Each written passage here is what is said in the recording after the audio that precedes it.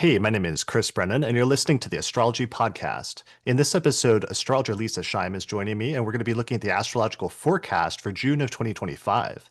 Hey, Lisa, thanks for joining me. Hey, Chris, glad to be here. Yeah, I'm happy to have you. You're filling in for Austin this month. He's away writing his book, his long-awaited book on the Deccan, so thanks for joining Yes. me. Yes, of course. Quick turnaround after Norwalk, but happy to be here.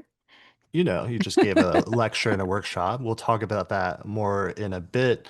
But so in this episode, we're going to in the first hour, we're going to spend talking about news and events that happened since our last forecast episode and the astrology that coincided with some of those news events. Then in the second half of this episode, we're going to do a deep dive into the astrology of June of 2025, looking at some of the major planetary alignments that are going to be happening over the course of the next 4 weeks. So, as always, there'll be timestamps on the podcast website or below this video on YouTube if you want to skip the news section and jump forward straight to the forecast. But otherwise, before we get to the news section, I wanted to give a quick overview of the astrology of the month, just to give you a preview of what we're going to be talking about later in this episode. All right, so here is the planetary movements calendar that shows where the planets will start at the beginning of the month and how far through the signs of the zodiac they'll get by the end of the month. And here's the planetary aspects calendar that was put together by Madeline DeCoates of honeycomb.co, where they do beautiful almanacs and other illustrations like this one.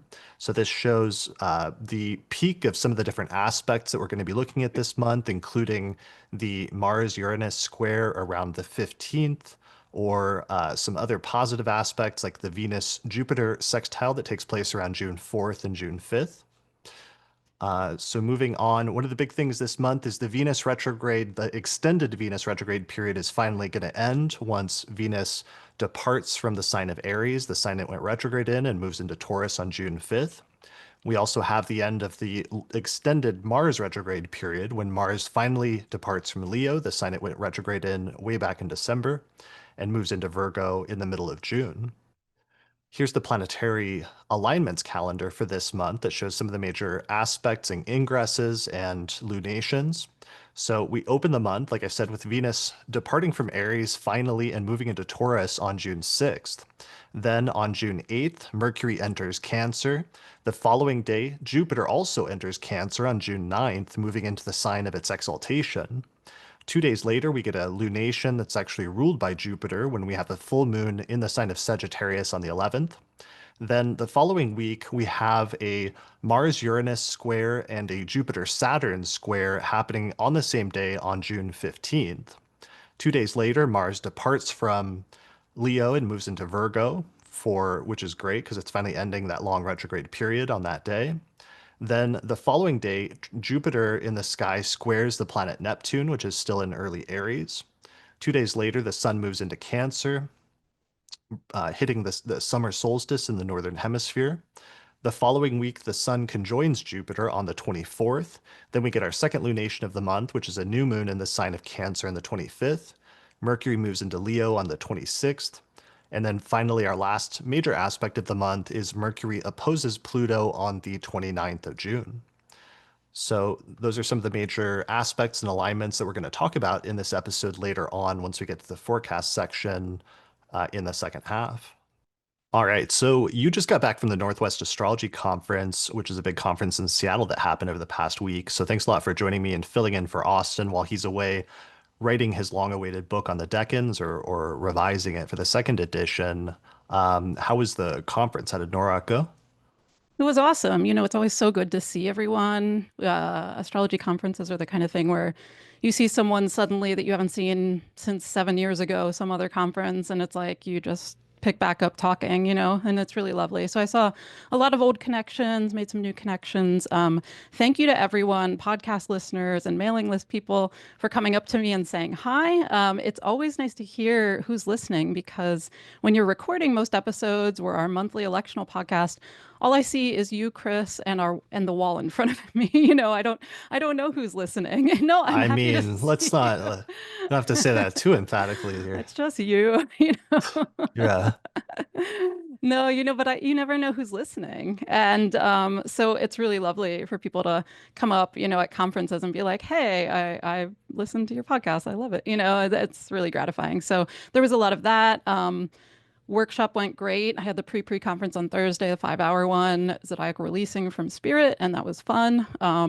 Really great examples. And I'm glad that other people could share that with me. And then I had a Sunday lecture about finding where people, circumstances where people met partners in the chart, romantic partners. Um, Also fun examples. I'm really all about the fun examples. Um, Yeah, I want to, hopefully we can get that released on your website sometime soon so people can buy the recording there. yeah, we don't have it back yet, but as soon as we have it back, we'll try to turn it around and get it up on my website. So keep an eye out for that. You can join my mailing list and I'll make an announcement as to when it's available. But yeah, fun times. It's really Well, awesome for Laura and the staff and volunteers to keep this happening every single year because it's the only astrology conference that happens every year. right, for sure. And at one Yeah. point, Saturn like switched over like right in the middle of the conference into Aries, right? Yeah, I told you about that later. So, it was Saturday night, right? Just recently that Saturn went into Aries. And of course, everyone in the lobby got a notification on their phone at the same time saying Saturn is now in Aries. And there was just like this loud, like, Saturn's in Aries now, woo, like cheer from the entire lobby, Right. which cracks me up to be cheering Saturn going anywhere. But like astrologers like ingresses, and specifically well, because you all speak the same language, and so you can all cheer it at the same time. But it's also funny because Saturn specifically, by the time it's going into a new sign, it's already been somewhere else for like 2.5 years, and so everyone's just like ready for it to go wherever else, somewhere else. Right. I mean, I have to imagine that there's a lot of very exuberant Pisces, but that must have been a Yeah. much more quiet, like wistful woo for the Aries people. I saw some exuberant woos even from the Saturn and Aries people. All right. Well, they don't know what they're in for then. Um, all right, cool. Well, that sounds fun. That's amazing. That conference, Northwest Astrology Conference, and yeah, all right. So why don't we jump into talking about some of the news since the last forecast? So I kind of checked out and I did a digital detox this month, partially because I wanted to focus on researching the big Mesopotamian astrology episode that I did, that I finally just released recently, and I spent like 3 weeks intensely researching that. So I wasn't following news as closely this month as in other months, but I did notice some notable news stories that had astrological correlations. I'm not going to attempt to cover all of the news this month, but I just point out a few stories and ones that I specifically saw that there was an interesting astrological connection that I wanted to discuss. Mhm. All right, so let's go through chronologically because I wrote my notes down chronologically. The first major story that I noticed in the news was right at the beginning of the month, Pluto stationed retrograde in Aquarius. It got to like what 3 degrees of Aquarius, which is as far into Aquarius as it has gotten at this point. And then it stationed retrograde, which is always like a sort of like exclamation mark next to the planet, where you really get a sense for what that transit is all about during those station points, because usually there's some notable event that happens. So I was paying attention to that, and I did see a news story that came out on May 2nd. The Atlantic wrote an article that was titled, quote, "The worst internet research ethics violation I have ever seen." And then the subtitle was "The most persuasive people on a popular subreddit turned out to be a front for a secret AI experiment." And what happened was there was a group of researchers based at the University of Zurich who wanted to find out whether AI generated responses could be used to change people's mind. And they went to this popular subreddit on Reddit, which is called Change My View, where somebody will state like a position that they have, like a strongly held position about something, and then other people will post and they'll post their best arguments, attempting to provide like the other point of view and attempting to change the person's mind. And it's a subreddit that's been around for a while, and it's kind of fun because sometimes you'll see people come in with like really strongly held opinion about something, but then they'll be argued to, changing their point of view based on if somebody has like a really persuasive argument that they hadn't heard before. So that's always been fun as a, part of Reddit. But then apparently this group of researchers, what they did is they used AI to generate comments on that subreddit where they actively tried to change people's minds about things over the course of a 4-month period. And by the end of it, they had posted more than 1,000 AI generated comments where they not only made up arguments, like trying to change people's point of view, but they also made up like elaborate backstories for the people where they would tell like a personal story that somehow connected to the event that made it look more immersive and ultimately deceptive. And then later they only disclosed it once it was discovered. So it was this sudden, really startling example of how AI is already being used in some instances potentially to control or manipulate people. And this was just like a research project, evidently one that people were saying was very unethical. But you can imagine if that's happening with like that one isolated incident, how that's already being applied in other areas potentially, and that this was just like a preview of that in some sense. Absolutely. Anytime there's a planetary station, it emphasizes further those qualities and what that transit is about. And Pluto through Aquarius certainly can be like the dark side of technology. What that also makes me think of, kind of tangentially, is Alan Turing and like the Turing test about like if someone is a human being, like how to tell if someone Right. is a real human being. I think most of his tech stuff in his chart is that large Gemini stellium in his chart, but he has Uranus at almost 3 Aquarius. And so Mm, Pluto's just stationed right on top of that, I just noticed.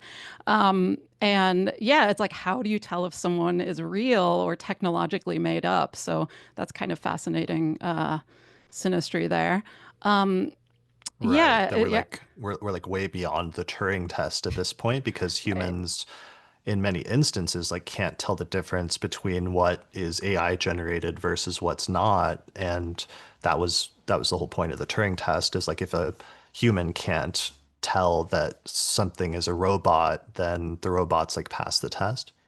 exactly. Yeah, which sounds a lot like this. But yeah, it's terrible. I have also missed a lot of the news the past month because I was getting my, lecture and workshop ready and very much focused on that. But I did see that headline go by and I was like, oh, that's terrible. Yeah. Terrible, but fascinating. Right. Yeah. I just opened my phone and saw that and it was like, that's terrible. And then closed my phone and I was like, Which we that's do a lot enough. these days. Yeah. Right. That's enough internet for today. Right. Yeah, well, and it also ties in with the Saturn Neptune, which we'll come back to later in the news stories, which is just the Saturn Neptune we had always anticipated and interpreted archetypally as the ability to struggle to tell the difference between what's real and what's not real. And this is a good example of that, both with Pluto and Aquarius and like using AI to manipulate people, but also that we've entered into a period where humans are like struggling for the first time truly to tell the difference between what's artificial intelligence versus what's not. And Mhm. yeah, we'll come back to that more later. Yeah. All right, other major news story. We had a new pope was elected on May 8th. So this was the first time that American had been elected as a pope. His name is Robert Prevost, who's now Pope Leo the 14th. He was born September 14th, 1955 in Chicago.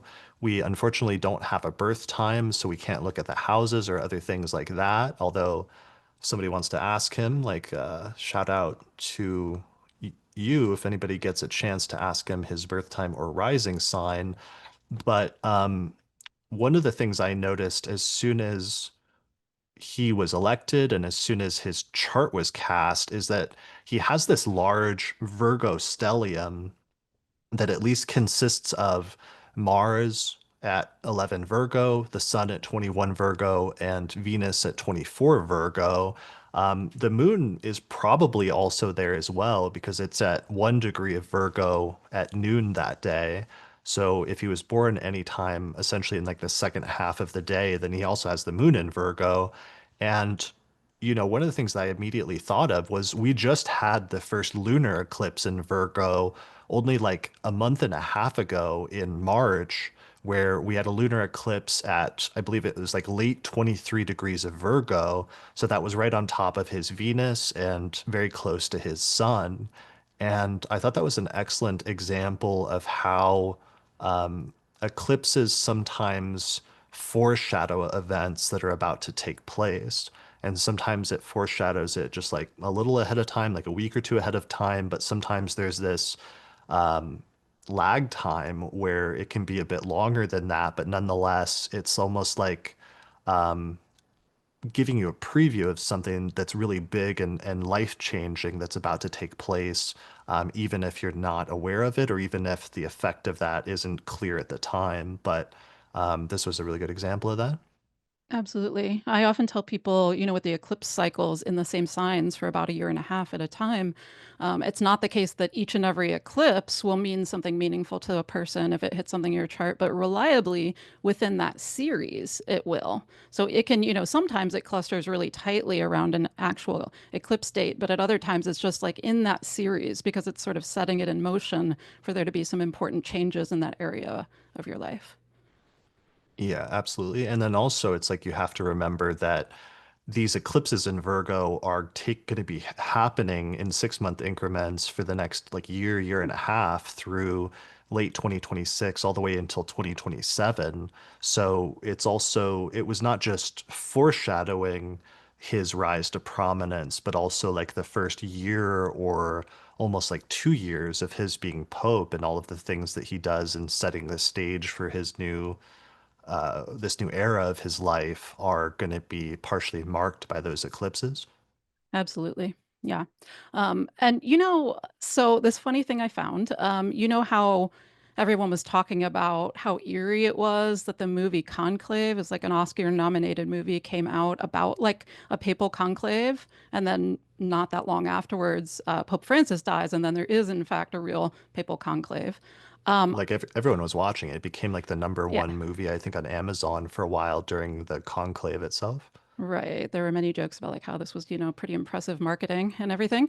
Right. So we watched the movie Conclave together, and it was a good movie. And so I was just curious. I was thinking about that in the lead up to talking about this today, and I was like, I wonder if there was any astrological connection. So I dug up the chart for the film premiere, like the first time it premiered at the Telluride Film Festival. It was August 30th of last year in 2024. And it actually had a time for the first showing, which was 6 p.m. And there was just this crazy lineup.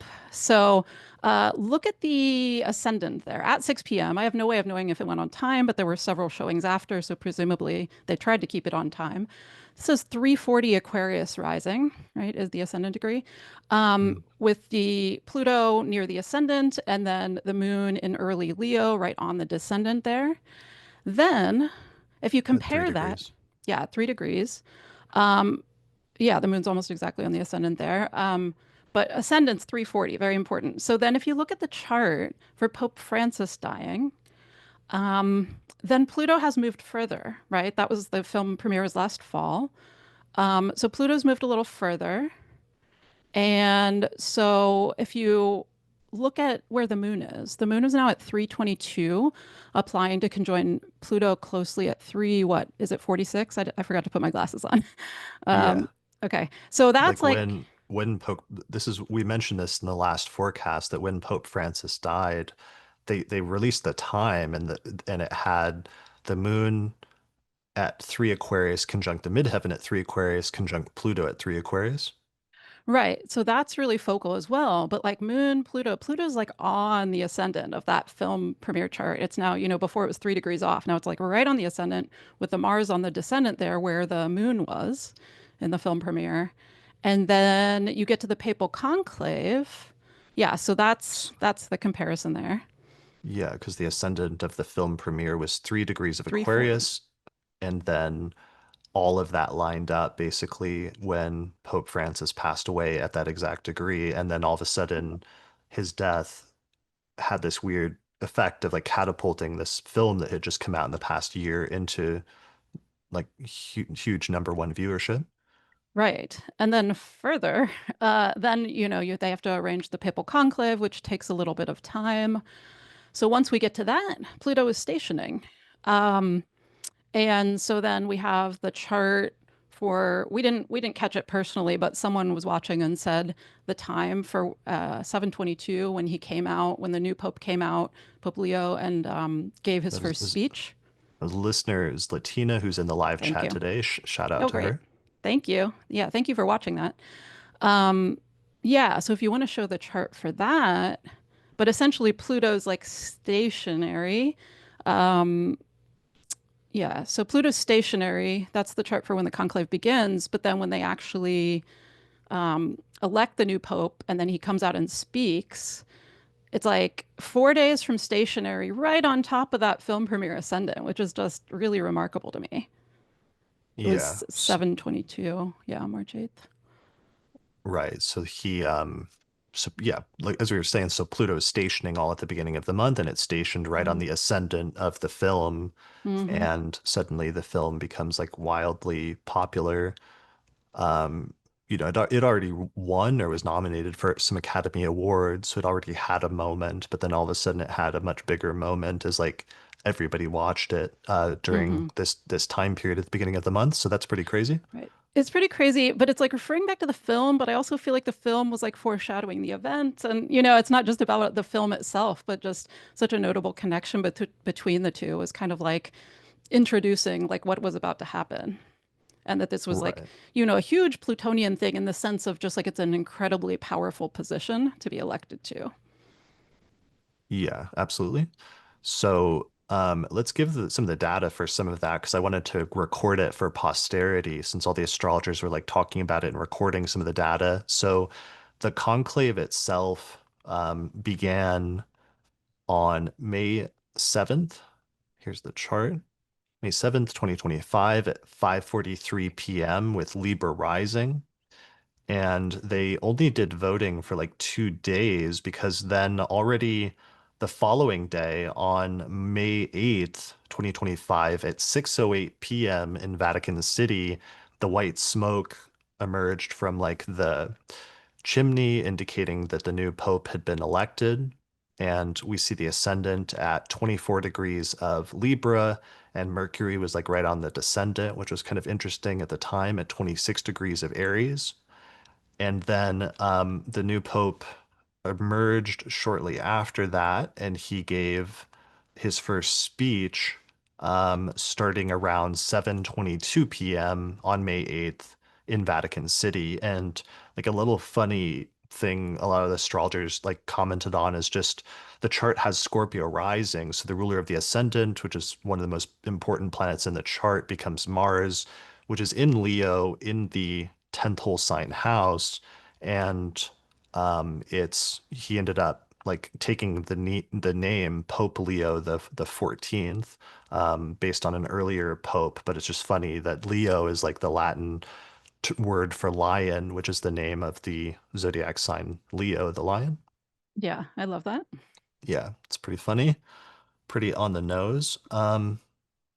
All right, and what else happened with respect to that? The only other thing I think I wanted to mention was just listener Joe D. Sabatino noted that the United States progressed Jupiter is stationing direct right now. And it's kind of funny then that this is the first time in history that a pope was elected from the United States. And Jupiter, of course, is traditionally associated with like religious leaders and things like that. So there's something there that's kind of interesting.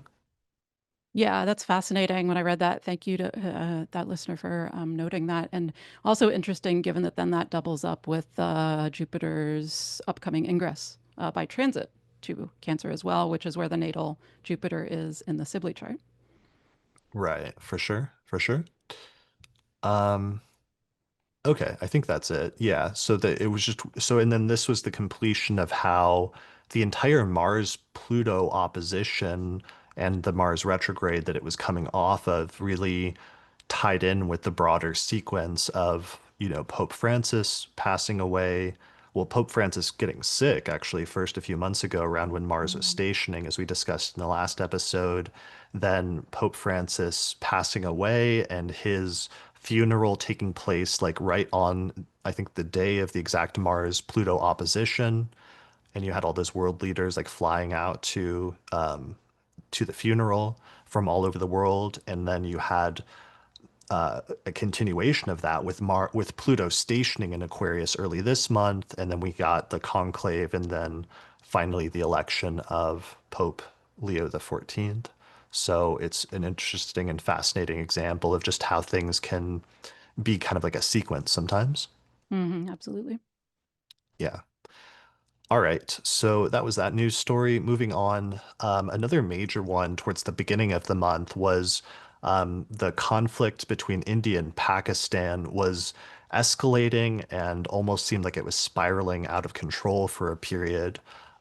This started around the time, again, this is like a continuation of something that started around the Mars-Pluto opposition when there was this like a terrorist attack that then sparked retaliation, and then things started spiraling out of control between India and Pakistan that started lobbing weapons back and forth against each other. And you had actually noticed something really fascinating because we actually have a chart for India, right?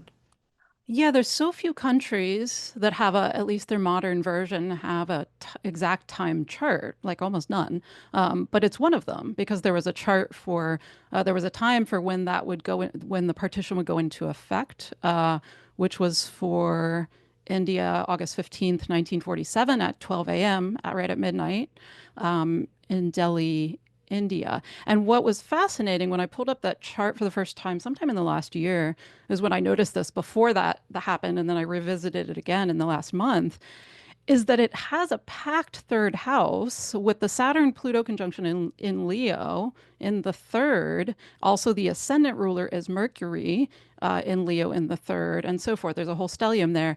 But I was like, Just what a describe it for the audio people. Okay, so it's Gemini, very early Gemini rising, Mercury at about 6, 7 Leo in the third house, along with Pluto, Saturn, Venus, and the Sun, all in Leo.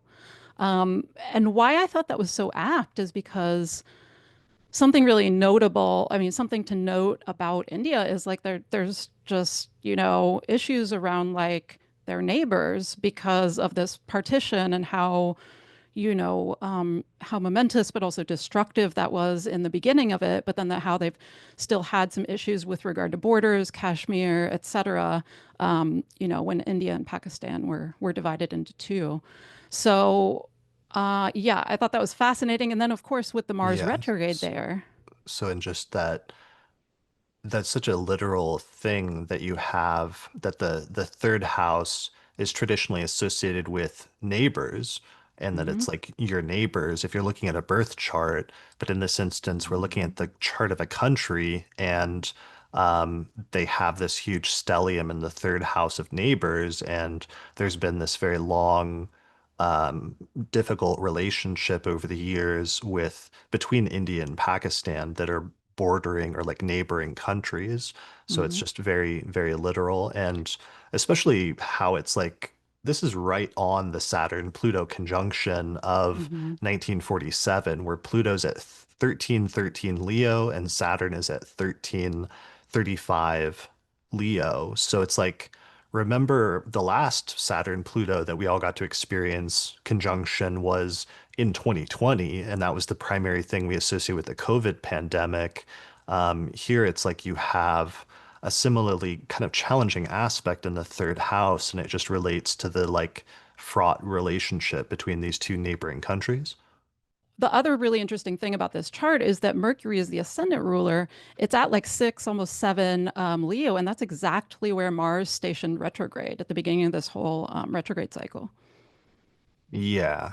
And then it makes sense then that once it's like so Mars station retrograde there in December, and like I don't know what was happening or if there was any buildup or precursor that started happening in December, but then it's like Mercury retrograded back into Cancer, and then basically as soon as it ingresses back into Leo and opposes Pluto by transit, that was when the initial like terrorist attack happened, and then it just set off this huge firestorm as Pluto was moving through or as Mars was moving through essentially the first half of Leo over the course of the early part of this month, and it was just hitting first that Mercury in Leo and then Pluto and Saturn and so on and so forth. Right, which is also a good example of how sometimes the most pivotal events of a retrograde cycle are not necessarily near the stations, even though they often can be. But it's just like, especially with, a Mars station retrograde on an important point in the chart, like this one, it says there's going to be something important about this retrograde that's very Marsy that will happen at some point. Yeah, absolutely.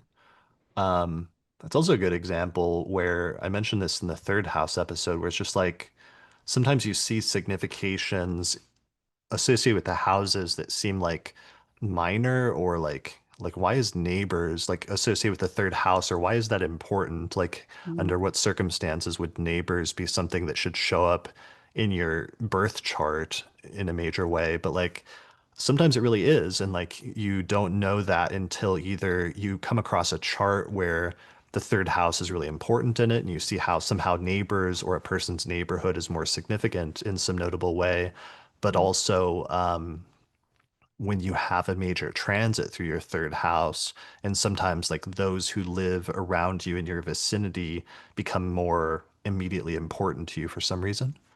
absolutely, which is of course just really clear when you see the division of this land into India and Pakistan. Then of course your neighbors are immediately important because it was, half of one entity before. As an aside, if anyone has tracked with clarity the chart of Pakistan, I think it's supposed to be different than this one. I was having trouble becoming totally clear about that. But they celebrate their independence the day before, and there was something with like there being different time zones. So I'd love, like, please write me if you know anything about the Pakistan chart. Yeah, this chart is just set for when India became independent officially from British rule at midnight on August 15th, 1947, with it set to Delhi, India, which is the capital, Hmm. or was the capital at the time. And but you would, if you were setting it for Pakistan, obviously you would set it for their location using the other date. Hmm. Um, Yeah, yeah. so. Yeah, so that was a pretty notable one. And then there was a ceasefire is announced May 10th. But at first, like it wasn't clear if it was going to hold, but then it seems like things have settled down a little bit. So I don't know where that is all at this point, but hopefully that ceasefire piece continues to hold, and hopefully Hmm. it'll be somewhat helpful once Mars departs from Leo and gets out of that third house stellium in June. Hmm. Yeah, yeah. Presumably it will be helpful. Yeah. Yeah.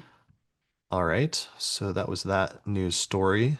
Moving on, another major news story that came out this month that I saw in the headlines was on May 18th. It was announced that former President Joe Biden was diagnosed with an aggressive form of prostate cancer that had already spread to the bone, which in some instances can mean that it's already terminal, which is it may not mean that, but it may. It's kind of like up in the air. He was reportedly, his diagnosis happened only 2 days earlier on May 16th. So, one of the things that was interesting about this is that it fell right on there was this difficult set of like two aspects that happened at the same time that I mentioned in the last forecast, which was the Sun-Uranus cazimi in Taurus at 27 degrees of Taurus, a Sun-Uranus conjunction, which fell in Biden's sixth house of illness. But also on the same day, transiting Mercury came up and squared Mars at the same exact time. And in the last forecast, I called this, quote, one of my least favorite aspects of the month, just because it looked like a tough configuration. And he ended up making that announcement on that day. Hmm. So let me put the chart up just for like educational purposes here.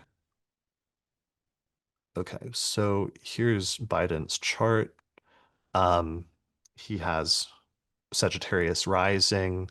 The Sun Venus Cazimi was at 27 degrees of Taurus. Sun Uranus. Sun Uranus, thank you. Mm, hmm. Um, let me, I'll put a bi-wheel up so that people can see that. Okay, there it is. Mm, So Biden on the inside, transits on the outside. We see the Sun-Uranus conjunction there at 27 Taurus. And this is important for him personally because it's opposing his Sun at 27 degrees of Scorpio in the 12th house, as well as his Venus in Scorpio at 28 degrees in the 12th house.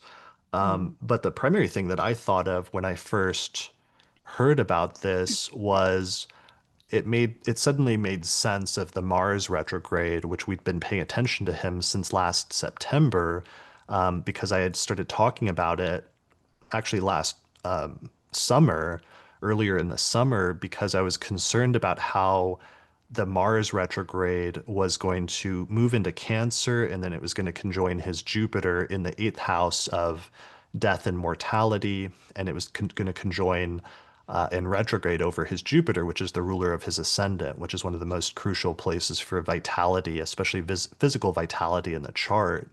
And what was interesting now in retrospect is that I thought like the first pass of Mars over his Jupiter happened like last September. And I had thought that one of the scenarios was that he steps down during that time due to health or illness, and then Harris like steps up and temporarily at least becomes president for the rest of the campaign. And that was like a serious scenario I was looking at, especially in connection with the eclipses that were occurring at that time, mm, like especially the Pisces eclipse that was happening in his fourth house of endings and her 10th house of career. So in retrospect, it's interesting because what this means and what ended up happening then is like this aggressive form of cancer must have been forming and spreading and getting more serious in the background over the past several months since at least last September when Mars went into his eighth house. And assuming the timeline, that the timeline of everything is correct that's been reported, presumably he was started feeling some symptoms of that or started having some indication of that in his life. But then it was only later on towards the tail end of the Mars retrograde, as it's like coming out of its shadow period, that the diagnosis like actually became clear. mm, And I just thought that was a important and interesting example for us to think about as astrologers from a purely technical standpoint, just mm, because of the way the take home lesson is that sometimes there's like when you see an important transit forming in the background, it can indicate that something is building up or developing that you're not fully aware of yet. But sometimes towards the very tail end of the transit, the outcome or the effect of it becomes known or makes itself known was part of my like take home lesson for that. absolutely. Yeah, I really noticed, of course, too, the Sun-Uranus conjunction in the sixth that really jumped out, obviously, with regard to like a sudden out of the blue thing with regard to health. There were a couple other interesting timing things too, besides that and the Mars retro.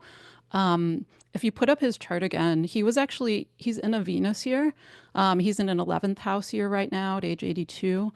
And so Venus, his 11th house is Libra. So Venus is ruling the 11th. It's not so much important that it's the 11th. It's that principle that sometimes if you're in an annual profection year, that where the perfected planet, the ruler, rules two houses, it will also simultaneously activate more than usual the other house that that planet rules, in which case Mm, here it's the sixth house. And he got the diagnosis one day after Venus hit the previous retrostation degree. Which I was noticing because stuff was going on in my own life with regard to Venus hitting that station degree. And I was like, oh, it's really activating something about that whole retrograde cycle. And that was the same thing for him, which was activating not just his 11th house, but also his sixth house of ill health. And then mm, so that was notable to me. And then he also, the full moon in Scorpio happened just a handful of days before that. And speaking of things brewing in the background, just like the Mars retrograde cycle, this was like a full moon illuminating his Scorpio stellium natally in the 12th house. And the 12th house can be things that are, happening behind the scenes that you're not aware of yet. And also, ill health can be part of that one. Right, for sure. Yeah. So, yeah, that was a notable story with, the former president who just became not president in like February, and now possible terminal diagnosis. We'll see how it goes and see what happens. Hmm. All right. So moving on, the next major thing that I noticed ties in with, again, both transits that we previously discussed, but also ones that are upcoming and how we had anticipated they would manifest. But I started seeing in the news like all these reports of like major news stories like CBS and stuff were running stories about robo taxis, and I was wondering why. And it turned out the reason was that apparently Tesla is preparing to launch its robo taxi service in Austin for the first time, possibly on June 12th. And the stories were focused on that, but also how Google's competing service, which is called Waymo, is already in at least four cities, which is like Phoenix, San Francisco, Los Angeles, and Austin. So this means that it's going to put Google and Tesla like head to head in directly competing for each other in their first city starting in Austin, but it's also a preview of a larger competition that's about to ramp up very, very quickly of automated cars driving around cities first as taxi services, but then eventually, obviously, more broadly with people having cars that are self-driving cars just in general, which is also starting to happen. And this is in the short term, I think partially this is the tail end of Jupiter and Gemini, as Jupiter is having its last weeks in that sign. Sometimes the final results of that become clear in the later part of the transit, which is a recurring theme that we're going to see over and over again as we talk about transits this month, that sometimes it's at the end of like a retrograde or a transit that you fully see what it did during its time in that sign.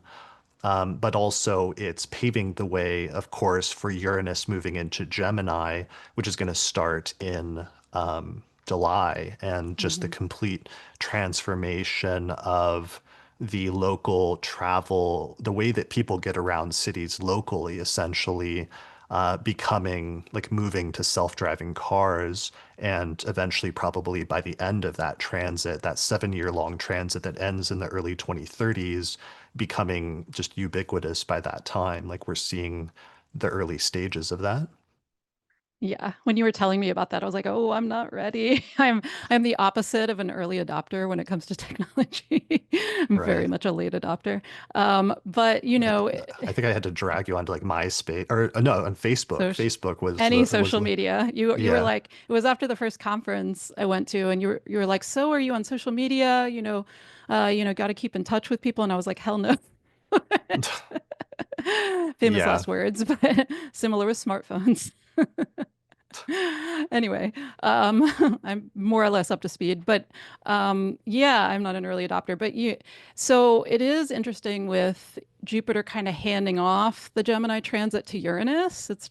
And also, once Uranus ingresses into Gemini, which is going to be a week into July, which is very soon, 5 weeks from now, it's immediately trining Pluto and Aquarius, which means actually that trine is already applying right now, you know. Mhm. And that's what that sounds like to me. That's like that upcoming Uranus Pluto trine that becomes more exact, and both of them being in the same, air signs. But Uranus is not there yet, but it's like it's sneaking up, actually, even though it's still in late Taurus. Right. Absolutely.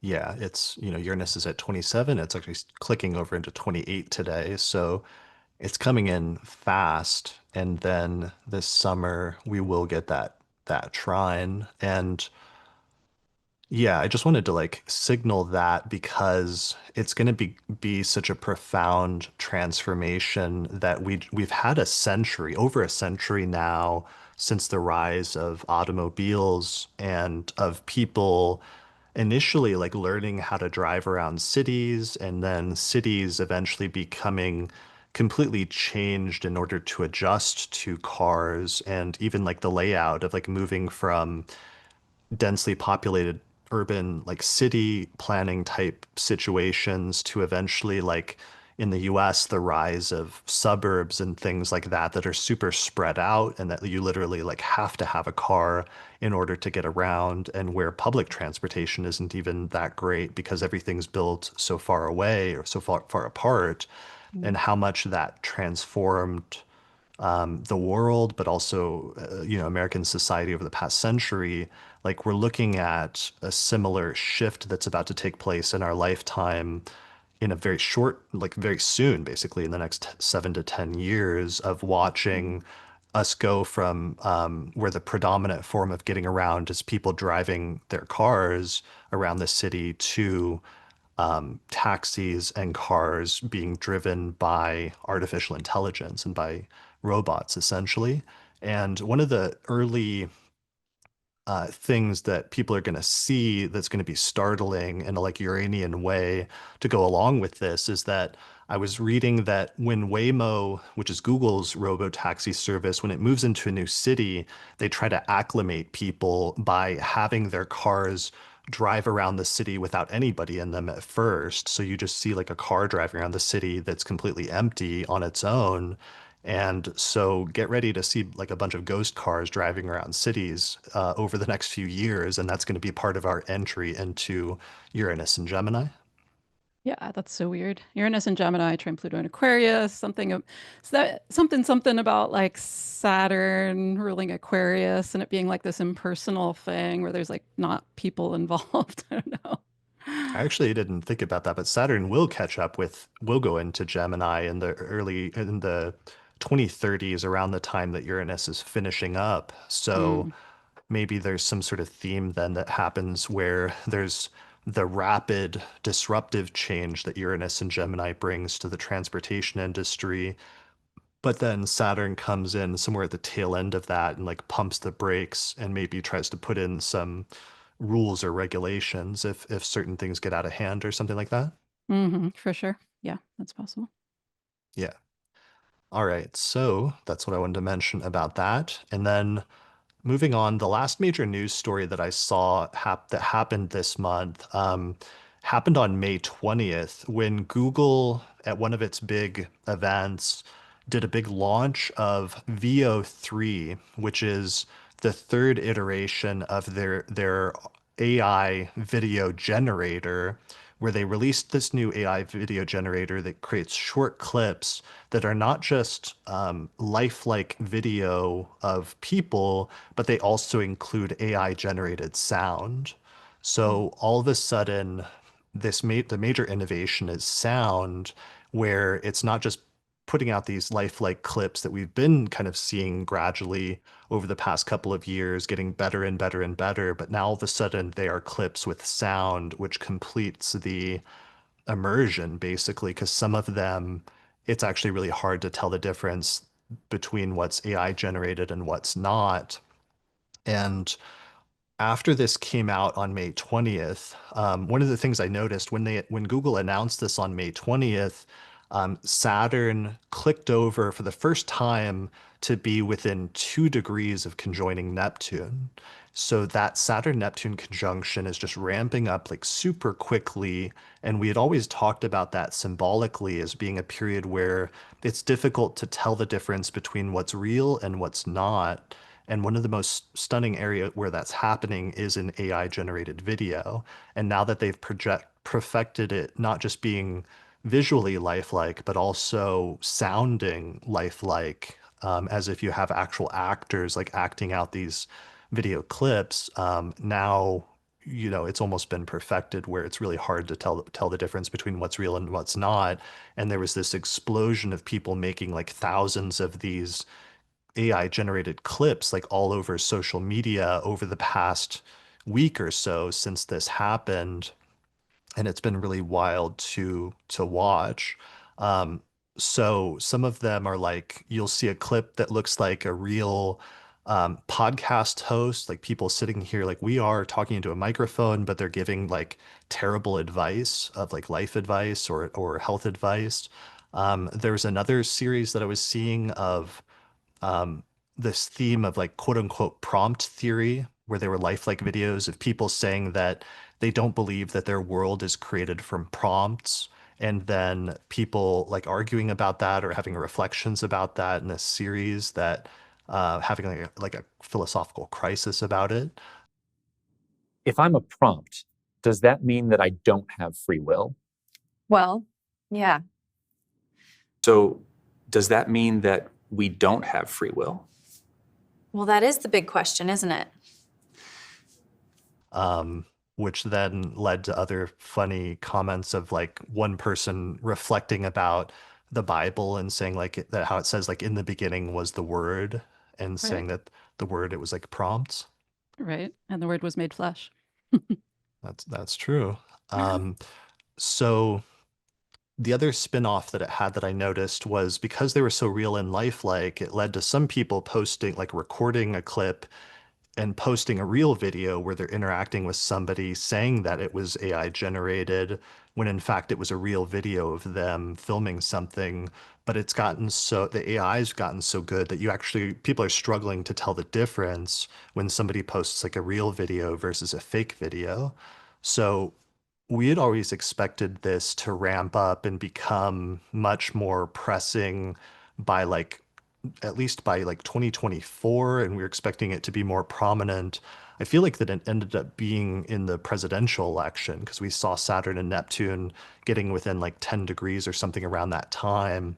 But Mhm. now that it's gotten closer and it'll get within 1 degree this year, it's clear that this technology is being perfected, and there's going to be a real struggle to tell like what's real versus what's not over the next few years, especially as this conjunction is going exact this summer when it gets very close, but especially early next year when the conjunction goes exact for the first time is going to be the final point when I think the technology is fully perfected, I would assume.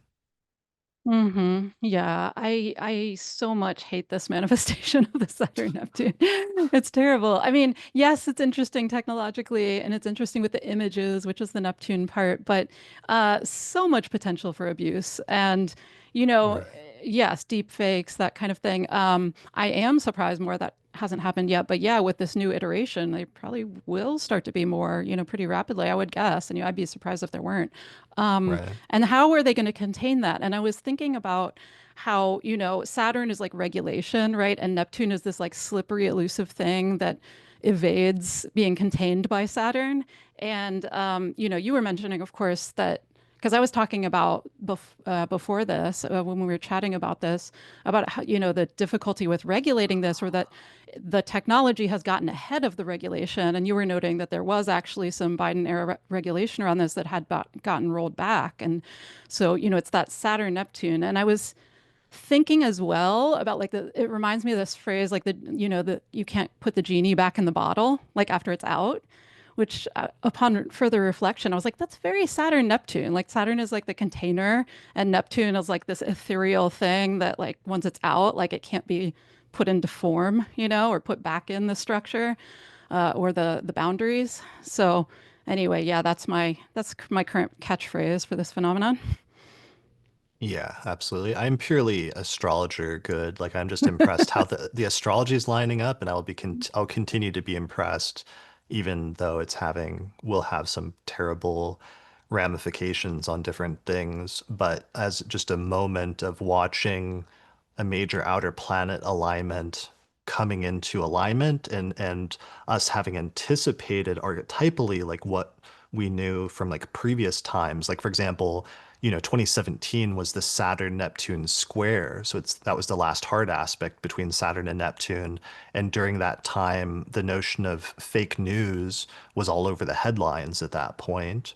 And it Mm. was something that initially people were like struggling to deal with. And then eventually people got better, a little bit better at spotting fake news and things like that.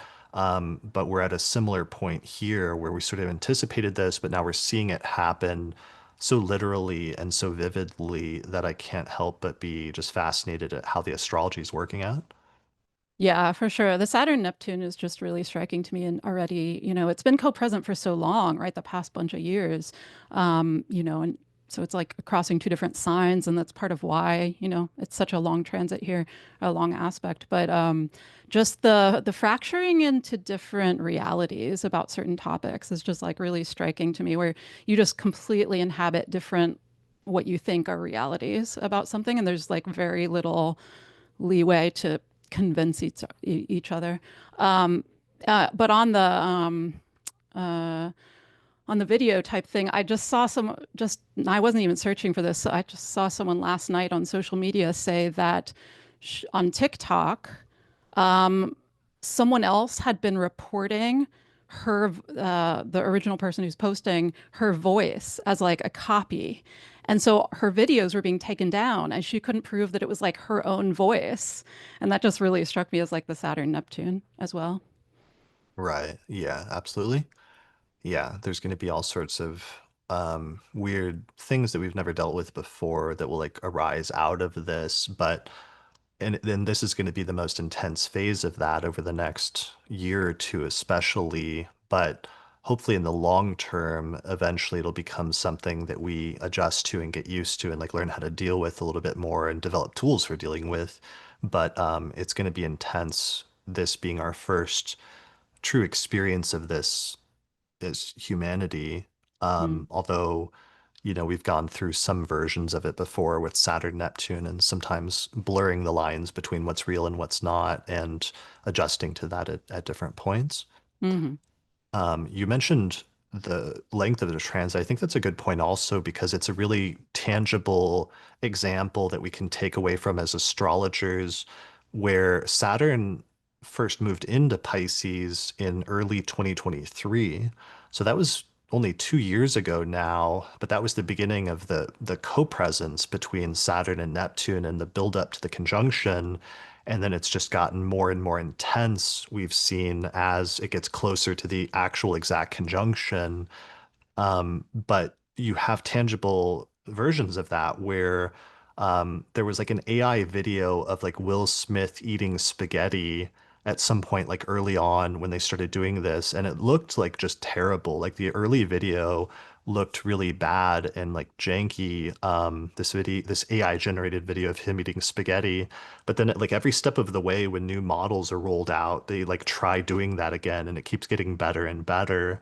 Mm. Um, and the latest one is pretty impressive, although it also generated the audio this time. And when he was eating the spaghetti, it was like crunchy. You were hearing like crunching sounds. So it's funny that the AI, it doesn't know what it sounds like to eat spaghetti or something like that.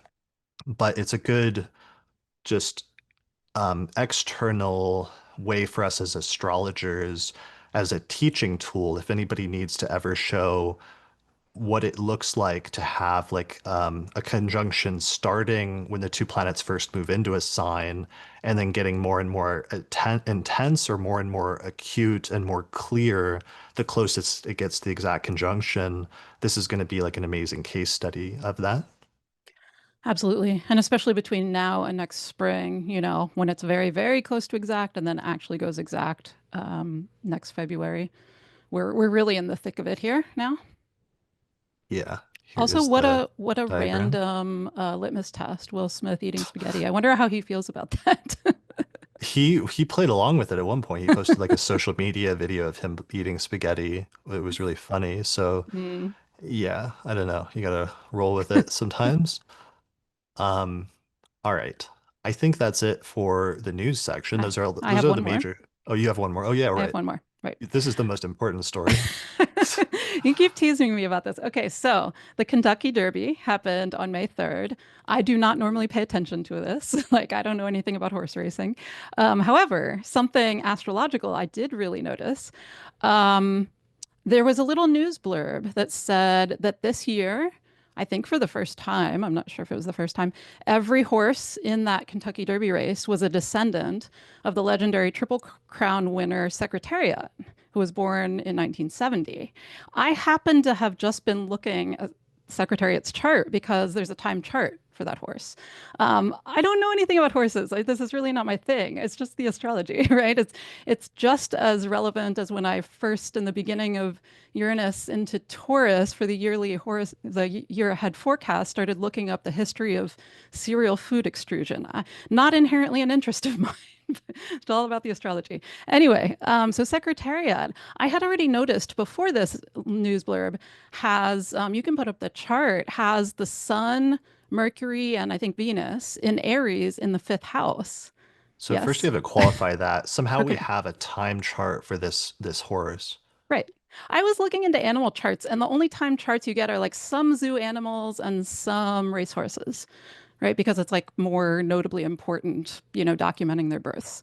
Um, so Secretariat, there is a time chart for. I've seen the discrepancy between 12:10 a.m. and 12:07 a.m., but regardless, it's within 3 minutes. So I had already looked at this chart before that news blurb, and I was like, oh, that's really interesting to me because the Sun, Mercury, and Venus are, there's a stellium in the fifth house. The Sun, as part of your, life force and, you know, animating persona, is in the fifth house of children. And actually, racehorses have a very short career in the very beginning of their lives, just like a few years. And then if they're really good, they have lots of children. They're like bred. And so I had already noticed, like, oh, that's so interesting because that stellium in the fifth. I mean, I guess games and things go in the fifth too, so you could say races go there. But yeah, notably, he had lots of children. And so when I saw the news blurb that like all of the racehorses in the Kentucky Derby this year were descendants of his, I was like, look at that fifth house. Look at the degree of the sun. The sun's at 9 Aries in the fifth house. That is the degree of not only the March eclipse in Aries, but the Venus station retrograde and the Mercury station retrograde. They both stationed at 9-10 Aries. And so these were coming back and direct, and he had natally not just the sun at that degree, but also Mercury and Venus in Aries. There's such good astrology, right? Yeah, that's incredible. So for the audio people, we're looking at a chart with Sag rising, and the sun is at 9 degrees of Aries in the fifth house, along with Mercury and Venus. And yeah, so Venus went retrograde like right at that degree at like what was it, 9 degrees of Aries, and then the Hmm. recent eclipse was there in Aries, and then this is the like father horse who was born March 30th, 1970 at 12:10 a.m. in Doswell, Virginia, and then all of a sudden with Venus like passing over those degrees, coming off of the Venus retrograde in Aries for the first time, its descendants, it's literally its children, were all in like a race together many, many years later. Yeah. Yeah. That's Really good crazy. astrology. Yes. All right. Well, as a Sagittarius, you're not living down the horse lady uh Yes. narratives, but I will take it because that's pretty impressive. And that's a good example that, like, the concept of natal astrology applies to living entities, and is not just restricted to humans. And even non-living entities, like anything that has an inception, anything that has a birth chart, you can do the same techniques with. Right. And it's helpful to apply it to different things with this, with animals, but also with inceptional astrology, because then you start to get to a much deeper understanding of what the underlying archetypes are underlying each of the houses when you have to understand what like the third house means in the context of like a country, like we were talking about Hmm. earlier, or what the fifth house means in the context of like a horse, Right. and so on and so forth. I was regaling a few people at NORWAC, I have to say, with stories of rectifying one of my cat's charts that does not have a known birth date. Right. Yeah, I did a good job. I love that. Um, all right. And just really quickly, I meant to do the animated chart. So for those watching what was the date again on the race? May 3rd. Okay. I don't know if I wrote down the time. I didn't, it has a specific time it starts, but I didn't write it down. So that was right after Venus like went back into Aries into the fifth house. That's cool. And Mercury, both, Right. you Yeah. know? Yeah. Absolutely. All right. Cool. All right. Well, that is the horse astrology for this episode. Yes. Um, cool. I think that's it for news. Yeah. Hmm. All right, so with the news section out of the way, let's transition into talking about the forecast for June of this year, of like now. So I wanted to start this section, do things a little bit differently. I would experiment with something. I want to start by giving an overview of some of like the major themes and transits this month. And then I want to mention like the best aspects of the month that I'm looking forward to the most, as well as the most challenging aspects this month that I think are the most problematic. How does that sound to you? That sounds great. All right, cool. So major themes in June. The two big ones that we already mentioned earlier, but I wanted to dwell on a little bit are one, Venus completing its full retrograde period that it started all the way back in January when it first moved into Pisces and began the pre-retrograde buildup and sort of like shadow period. So that's coming to completion early this month when Venus moves into Taurus on June 5th. And then Mars is completing its full retrograde period that it started all the way back in September when it first moved into Cancer and began that buildup. Once Mars departs from Leo in the middle of this month, it's finally going to be treading new ground and like moving into a new house into our chart and a new zodiacal sign for the first time since almost like last summer, which is just crazy. So those are two big things. Other big things happening this month is Jupiter moving into Cancer and not only moving into the sign of its exaltation, but also starting to clean up some of the mess that Mars made when it went retrograde in Cancer during the entire like first part of this year, going all the way back until last September. I think that's a really good one. And then the other big thing happening this month is the Saturn-Neptune conjunction is going to get less than a degree apart and is going to become very, very intense, especially by the end of June. But we're already there now that Saturn has moved into Aries and is less than 2 degrees away from Neptune at this point. So those are the like big themes I think that will dominate June. In terms of the best aspects this month, my favorite aspects are Venus moving into its domicile of Taurus on June 6th. The Mercury-Jupiter conjunction that takes place on June 8th looks very optimistic and good for communication. Jupiter entering the sign of its exaltation on June 9th. This is just generally good and will be helpful for some electional things over the course of the next year. Mercury-Venus sextile takes place on June 11th, which looks like a very favorable aspect, especially again for communication or relationships. And then finally, there's a Sun-Jupiter conjunction on June 24th that is also one of my favorite aspects of this month for growth and optimism and expansion. In terms of the most challenging aspects of this month, my least favorite aspects are one, especially the Mars-Uranus square that takes place on June 15th, could be unexpected disruptions, and sometimes it can be an unexpected challenge or even a violent sort of act that takes place that comes out of left field unexpectedly. Then the other aspect, which weirdly goes exact the same day, is a Jupiter-Saturn square, also on June 15th, which feels to me like a contraction or a struggle between moving forward versus being held backwards, and perhaps the being held back forces having the upper hand. And then finally, my last challenging aspect I'm not super stoked about this month is the Mercury-Pluto opposition, which happens on June 29th. So those are some of the highlights for this month that I've been thinking about.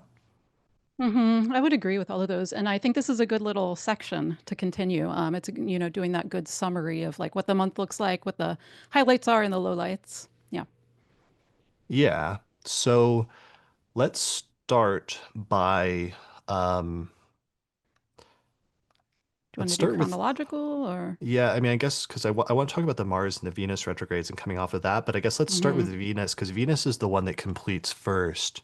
Yeah. So here, for those watching the video version, is the classic Venus retrograde graphic that Madeline DeCoates from honeycomb.co made for me that's really helped out in terms of showing the different phases of Venus now that we're almost to the end of it, where it first moved into Pisces on January 2nd, and that was the start of what I'm defining as, because I have an expanded definition of Venus retrograde, which is that Venus retrograde is not only when Venus is actually moving backwards And it's not only the specific degrees in which it's moving backwards, but the Venus retrograde is also experienced as an extended transit of Venus through one, or in this instance, two signs of the zodiac that Mhm. lasts for, in this instance, like 6 months.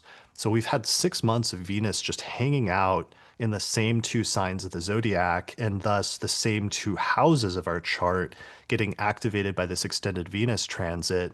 And on June 5th, that finally comes to an end when Venus moves out of Aries and moves into Taurus and begins treading new ground, which will coincide with new experiences and a new area of focus in our life as Venus moves into a new whole sign house in our chart. But also, it's a good time for some final reflections in the first 4 days of the month while Venus is heading out of Aries. And sometimes at the very tail end of the transit, you see the final manifestation of something that was in progress over the past few months during the Venus retrograde itself. During the very tail end of Venus being direct and heading out of the retrograde sign, sometimes the final manifestation of that transit becomes clear, or is finished being put together sort of in the shop or in the lab, and is ready for like prime time to like go out into the public. Like for example, I was watching a lot of stuff about like Star Wars recently, and how Star Wars originally came out at the tail end of the Venus retrograde, just like this, and then was a huge success. But during the retrograde itself, back in 1977, they were putting it together, and the studio thought it was going to bomb, and they almost like cut the plug on it or didn't promote it and all this other stuff. But in the end, through trying really hard, he got lucky. Like George Lucas got lucky.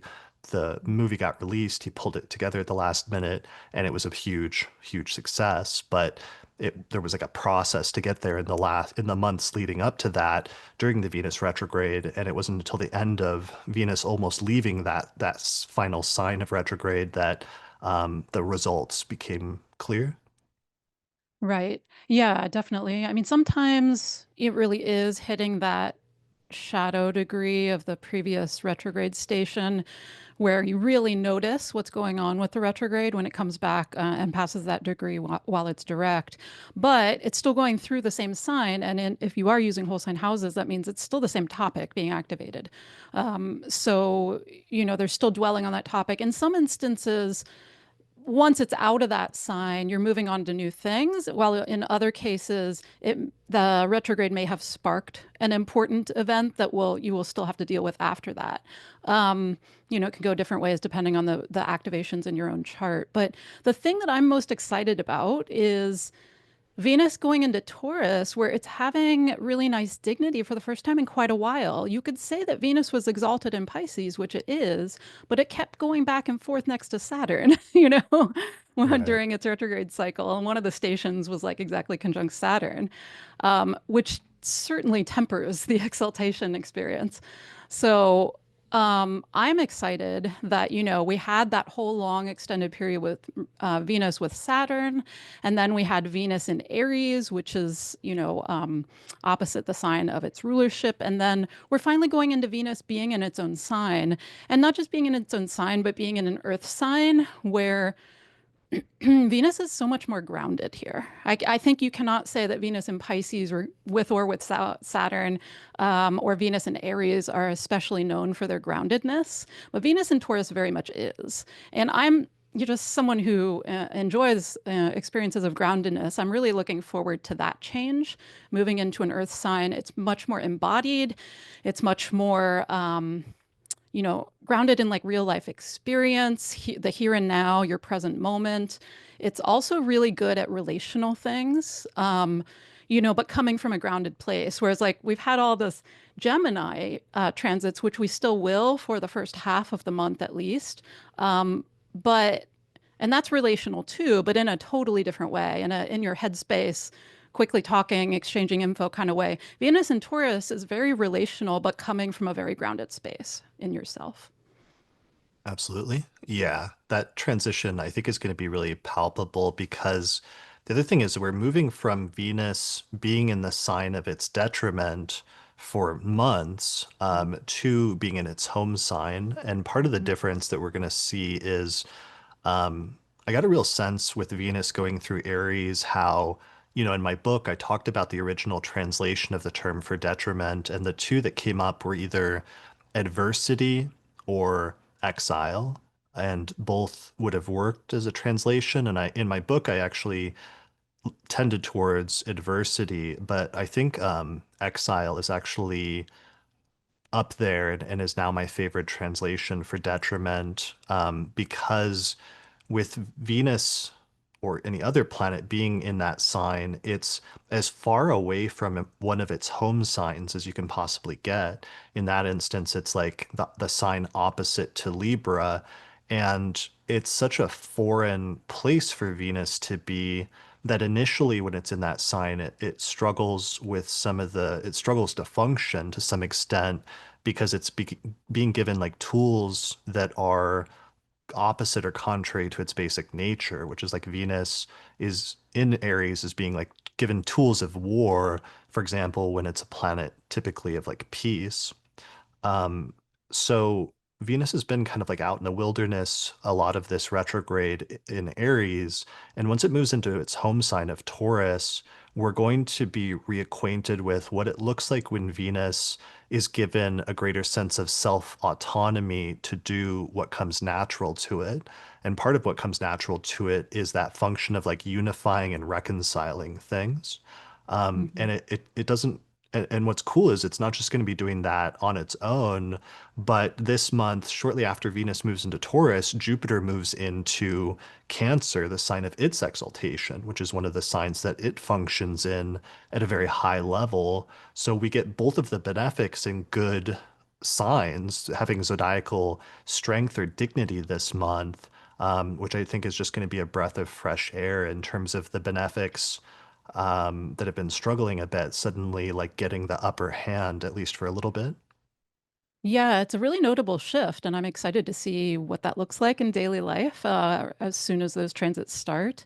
Um, yeah, sometimes you can see things right away when transits shift like that. And other times it takes a little time to like warm up and, people shift into that different mode of being.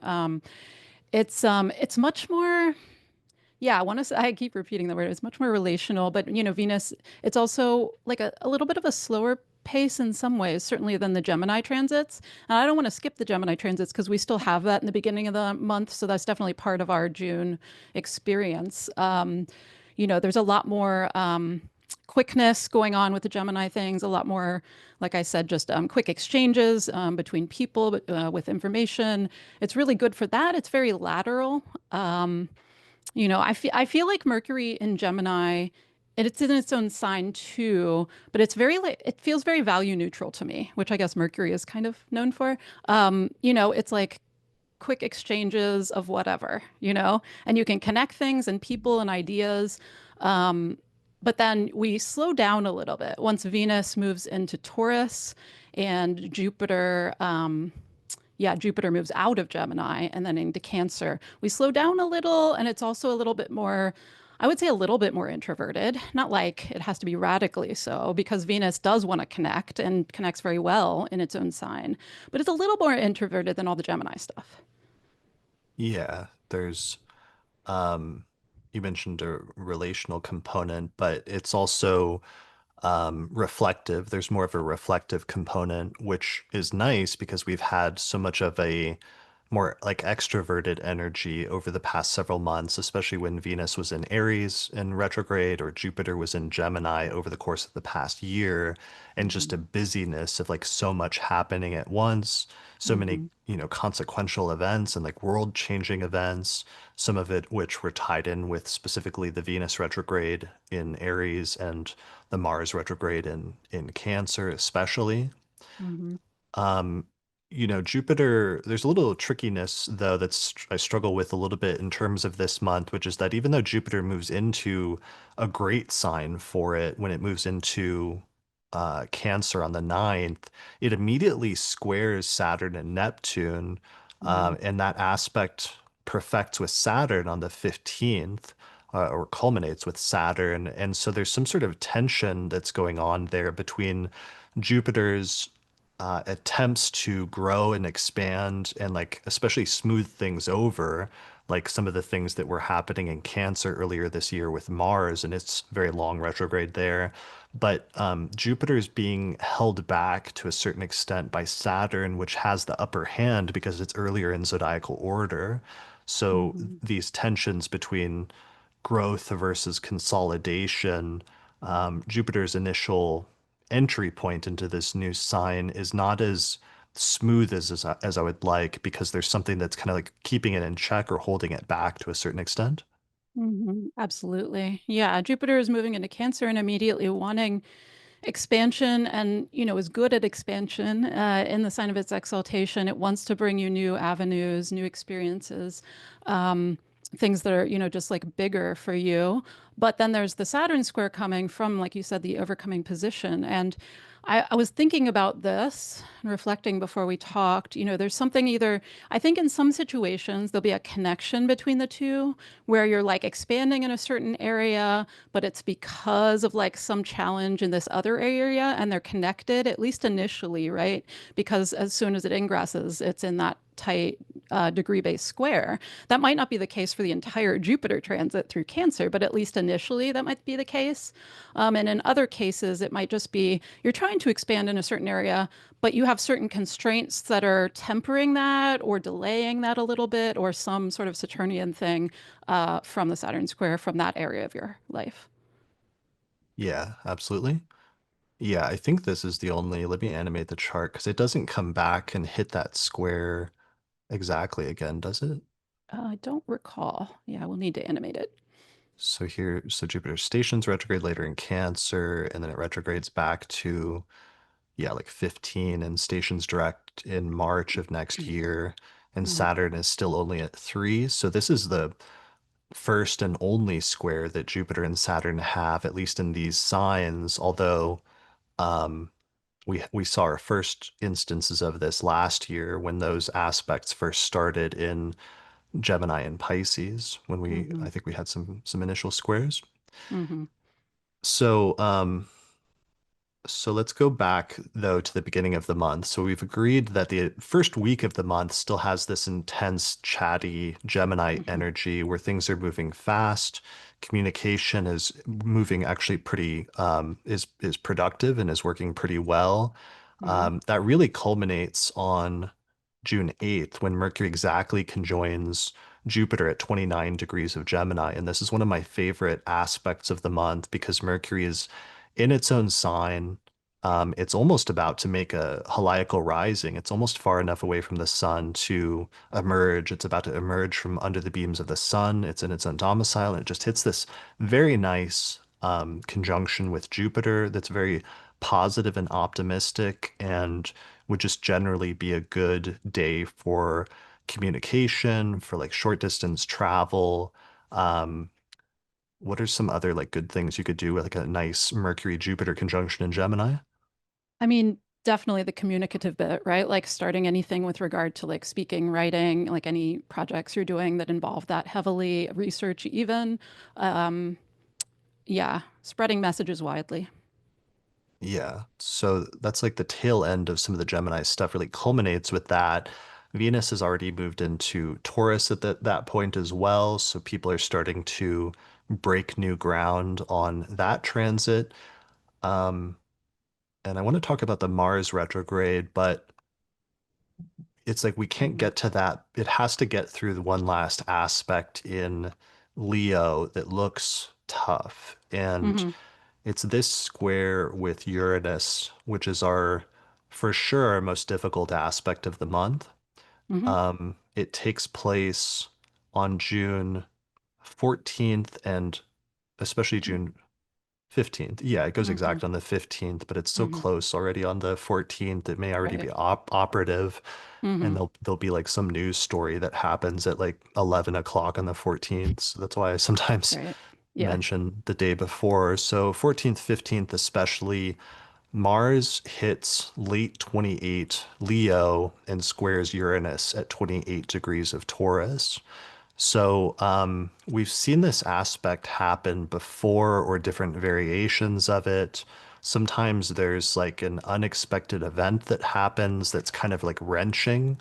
Last summer, we famously saw, what was it? It was like the conjunction of Mars and Uranus and Taurus, and that happened around the time of that like assassination attempt that happened during the political campaign. And it was this unexpectedly like violent event that happened and came out of nowhere. So we have to be aware of like the potential for things like that to happen. Mars is also the planet that has to do with like accidents and injuries. So it's a good date, I think, to be especially careful and cautious and like not to take unexpected risks just because the potential for an unexpected accident that's like sudden and disruptive is heightened during this transit. For sure. My word for Mars Uranus hard aspects is always combustible. Like, I think that's a really good characterization of it. Things can easily spark very suddenly and unexpectedly in a Mars related fashion. So there can be literal explosions, but, there can also be metaphorical explosions. What I really noted is, both of those two major tense aspects of this month happen at the exact same time, right? Mars Uranus happens at the same time as Jupiter-Saturn square. And of course, the Mars Uranus is more overtly noticeable, I think. But it's interesting that they're both happening at the same time because, in terms of metaphorical explosions and not the literal ones, you could see how the frustration of Jupiter Saturn feeling held back in some way, whether that's yourself or other people around you, feeling held back from what you're trying to, move towards and expand around. Frustration is not good for Mars Uranus hard aspects because then someone blows up. So I could easily see that happening on a social level too. Yeah, absolutely. Um, 29 degrees is Trump's ascendant, and so Mm, Mars will be right on that. So we'll for sure be paying attention to what he's doing around that time because that's a potentially problematic transit for him, hmm um, hmm as we've seen in like past instances over the past decade. Right. I had a note too about if we back up to that Mercury Jupiter conjunction. Mhm. This is the funniest part of June to me, and I really enjoy astrology that makes me laugh, as I've talked about a lot. So the Mercury Jupiter conjunction in Gemini, at the very end of Gemini, it's not even just the last degree, right? It's the last quarter degree. It's like this extinction burst of like TMI, like, say all the things.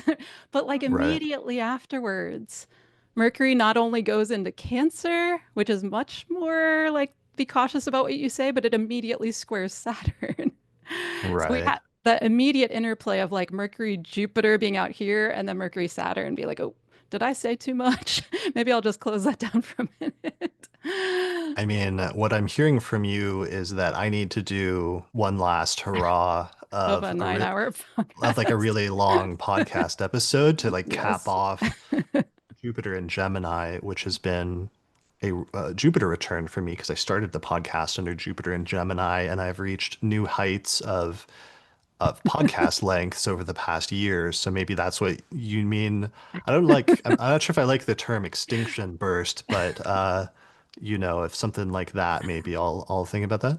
Yeah, maybe we'll do the fifth house episode then or something. Oh, that's actually a really good idea. Yeah, I've been wanting to do that. But then what's the square after we do it? It's super long, and Hmm. then I swear off, and I commit to like a year of short podcast episodes. Yeah, that could be Okay, I like that. I like that. We're working on the fly here, developing things on the go. planning with astrology. That's honestly a really good idea because that Gemini is my fifth house, I know. so I did want to take advantage of that, but Yeah. we'll have to see if we can put it together that quick. All right, so Mars, hmm though, Mars square Uranus, we've talked about how that's a tough aspect. I mean, to say something positive about it, like Mars square Uranus, when it's used, let's say, constructively, even though it's a tense aspect, can sometimes force you to take decisive action on the fly and hmm to improvise in the moment after something unexpected happens. But sometimes by taking charge and acting decisively, even if working on very uneven ground and like new territory that you're not familiar with, sometimes taking decisive action can be what's called for, and taking on that sort of like leadership role or like an active role in pressing forward despite unexpected uncertainties or other things like that can still be productive and like good. Absolutely. That is the best use of that, really, is just like being able to act quickly in the moment when you need to act quickly. And that can be very unexpected with the Uranus part of it. But then, Mars is speed, Uranus is speed. So, put the two together and it's like that, yeah, like you said, that is the best use of that possible. Yeah. And yeah, lots of other things we could go into with that, but maybe that's good. So part of that though that's important is that's also kind of like an extinction burst with Mars hitting Uranus like right before it finally departs from Leo and Mm-hmm. moves into Virgo here on like the 16th and 17th. Which will end Um, that entire Mars retrograde cycle that's been going on for eons, it feels like. it's been so long, like so utterly long. Let me share the graphic for that to actually another amazing graphic I've been using for months and months now from Madeline from Honeycomb, showing the full Mars retrograde cycle and how it started using, again, my expanded definition, where I use a much longer definition than any astrologers really have up until this point, but how, Mm-hmm. because the Mars retrograde, I partially conceptualize it as an extended transit of Mars through, in this instance, two signs, through Cancer and Leo, that it really started way back on September 4th when Mars first went into Cancer. And it's not really fully over until June 17th when Mars moves into Virgo. So we're closing down like a very, very long chapter that's been unfolding, and a sequence of events that's been unfolding ever since September is now Mm-hmm. finally coming to a close. And even to localize it more, Mars first went into Leo on November 3rd. So that was the first time it moved into the specific house, the whole sign house in each of our charts that it's returned back to and is going to continue to activate all the way until June 17th. So just pay attention to and think about and reflect on some of the changes that have come up in your life since September and especially early November in that specific whole sign house in your chart. And you should at this point have a pretty good idea of like what that Mars retrograde is about. And if you don't, it's going to become clear by the end of this transit on June 17th, because I'm seeing a bunch of people where the final results of that are basically becoming known, even though they were things that were developing in the background for months up to this point. Biden was one example of that. Mm-hmm. Because now we're past the shadow period, and so it's finally in new ground, most of this month, and then goes, or yeah, most of May, and then it goes into Virgo, where it will wield spreadsheets offensively or defensively. That is my Right. favorite depiction of Mars and Virgo. I know some Mars and Virgo people. I love that. I don't have that, but I love that. And Mhm. yeah, they wield spreadsheets. Every single one of them, they're like, oh, I love spreadsheets. They're my favorite thing. That's how you attack problems. Right. Or like a compass and a protractor. Yeah. I like that. They Um, have all the details. Yeah, Mars and Leo has been very, like boisterous, very outspoken, very forward. Now we move into, it's going to be a vibe shift because I remember the vibe Mm, shift that happened last fall. Remember, like Mars was in Gemini and then it switched into Cancer, and there's just this mm-hmm, huge vibe shift, especially in like the political campaign and the news mm, cycle. And we've just been stuck in a lot of those news stories since then that it's been sitting in these two signs. And mm-hmm, there's going to be a huge vibe shift on June 17th when Mars moves into Virgo. And yeah, getting into the details of things because Virgo is very mm-hmm, detail oriented and Mars likes to, at the very least, take charge of things. In other instances, it likes to sort of attack and like hack into things. Um, so that's part of the energy of Mars and Virgo as well. mm-hmm, for sure.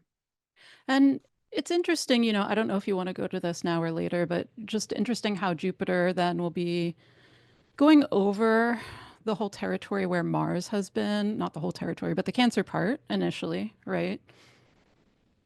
I'm Yeah, this interested. would be a good time.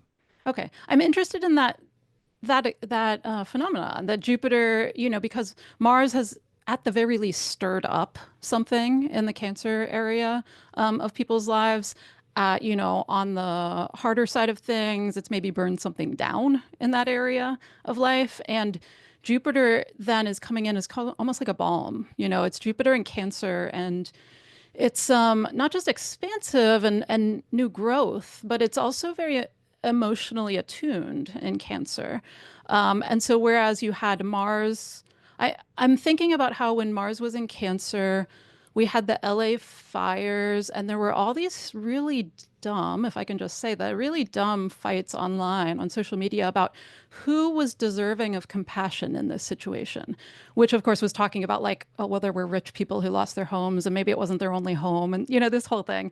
And I was like, this is ridiculous, but also so Mars and Cancer like fighting over like who gets compassion, who's deserving of it, who doesn't.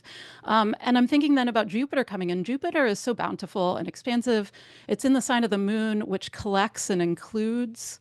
And so it's like compassion for everyone, I'm sure there's different ways this is going to play out, but it's going to be a lot more positive by and large than Mars and Cancer. I was also thinking about how it's kind of like something burned down, and now there's space for new growth in that area, which in a turn reminded me of this haiku. There was like a 17th century Japanese haiku that just simply says, "Barns burned down, now I can see the moon."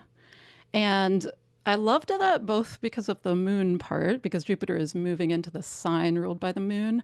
But it also really illustrated what I was thinking about, which is like something, having become difficult, churned up, or just simply burned down in an area of life. And then Jupiter coming in to be like, look at what you can see now. Where can you grow from here? You know? So that's my image. That's my haiku image for this transit coming in.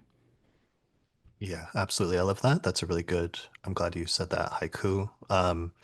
Yeah, because Mars's function is it can burn things down, sometimes literally. Other times it can sever or separate things. And the ancient Egyptian symbol for Mars and some of the Demotic texts was a knife. And there's some people that have experienced this transit of Mars as being like a cutting or a severing or separation, sometimes a separation from people in your life that match the house that Mars has been transiting over the past several months, either with a relationship that you've had to cut out of your life, or where there's been an added level of conflict and stress in that area of your life for many months now. But now we're not only having Mars depart so that the irritating, like spicy, hot energy of Mars in that sector of your chart is not only departing, but now we also have Jupiter entering there and putting this like smoothing aloe or like balm to help sort of like heal you from like getting that like a sunburn or something in that part of your life, so Mm. that it's not only the removal of the divisive or spicy energy from that area, but also this healing energy that's coming in order to, in some instances, if you had a conflict in that area and you would like reconciliation, Jupiter may help to bring reconciliation with somebody in that part of your life. Alternatively, it's like there's some people who had a relationship or a person that had to be cut out of their life at that time, and the returning to that is not on the table, or is not something that would be good for you or that you want, but it could be instead a new relationship coming into your life in that specific area that's more supportive and gives you things that you didn't even know that you could have in that part of your life, that end up being very beneficial and like supportive and um, yeah, conductive to growth and expansion. Hmm.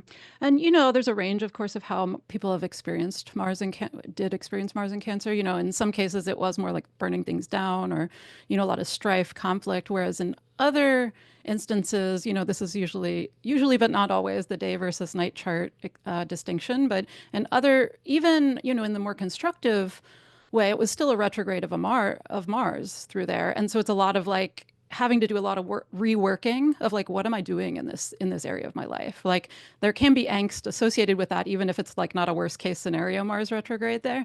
So it's just like a lot of activity and a lot of reworking. So even for those people, even if they didn't have a worst case scenario, you know, Mars retrograde situation there, still they were like actively reworking, rethinking, what am I doing here? And then Jupiter comes in and, you know, and kind of like gifts you a little bit of, okay, now that you've done that reworking, how can you expand that further? Now that you've like figured out a little bit more of like what you're doing in that area of life, or you've even like done some external work that people have noticed, let's give you some, you know, some accolades or some, you know, new avenues where you can expand that to even further opportunity. Absolutely. Absolutely. I like that you mentioned like aid or something because it reminded me how I've talked about in like the year ahead forecast that previous iterations of Jupiter in Cancer, which happens every 12 years, was like, 12 years ago, it was like Obamacare being rolled out, and all of a Mm-hmm. sudden, millions of Americans who didn't have or couldn't afford healthcare uh, because it was so expensive for the first time being able to get healthcare. Like you and I were one of those Me, people. We were me s- included, yes. super, super broke astrologers that couldn't afford healthcare. And suddenly we were able to enroll in healthcare at that point when Jupiter went into Cancer. Or 2 cycles before that, the Jupiter in Cancer in the 1990s was the Americans with Disabilities Act.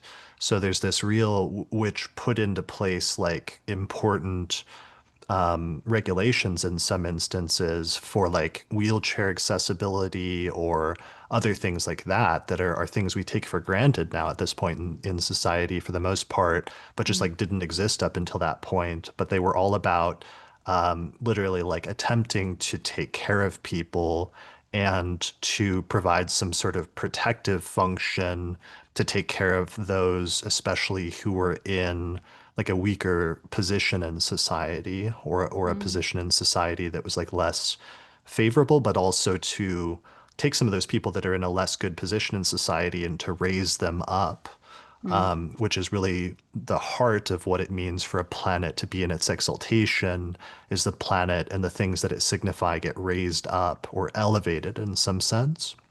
absolutely. So in mundane astrology, that's one of the things I'm going to be paying attention to is what is that energy going to be of certain groups of people in society being raised up or elevated from a position of maybe not being as in good of a place? Or what are the instances, especially in terms of health, where somehow there might be improvements that help people out in terms of healthcare or in terms of other things that might positively improve people's health in different ways once Jupiter goes into Cancer and then spends the next 12 months transiting through that sign? Yes, I'm very curious about that as well, because some of partially because some of that seems improbable in the current situation, but you know, there's other transits going on at the same time. But I was thinking in particular on a mundane level about how Mars has gone through, you know, speaking about Jupiter going over the same territory that Mars did. Mars went through the eighth house of the Sibley chart, the Sibley United States founding chart. And, you know, there's a stellium there natally in the eighth house.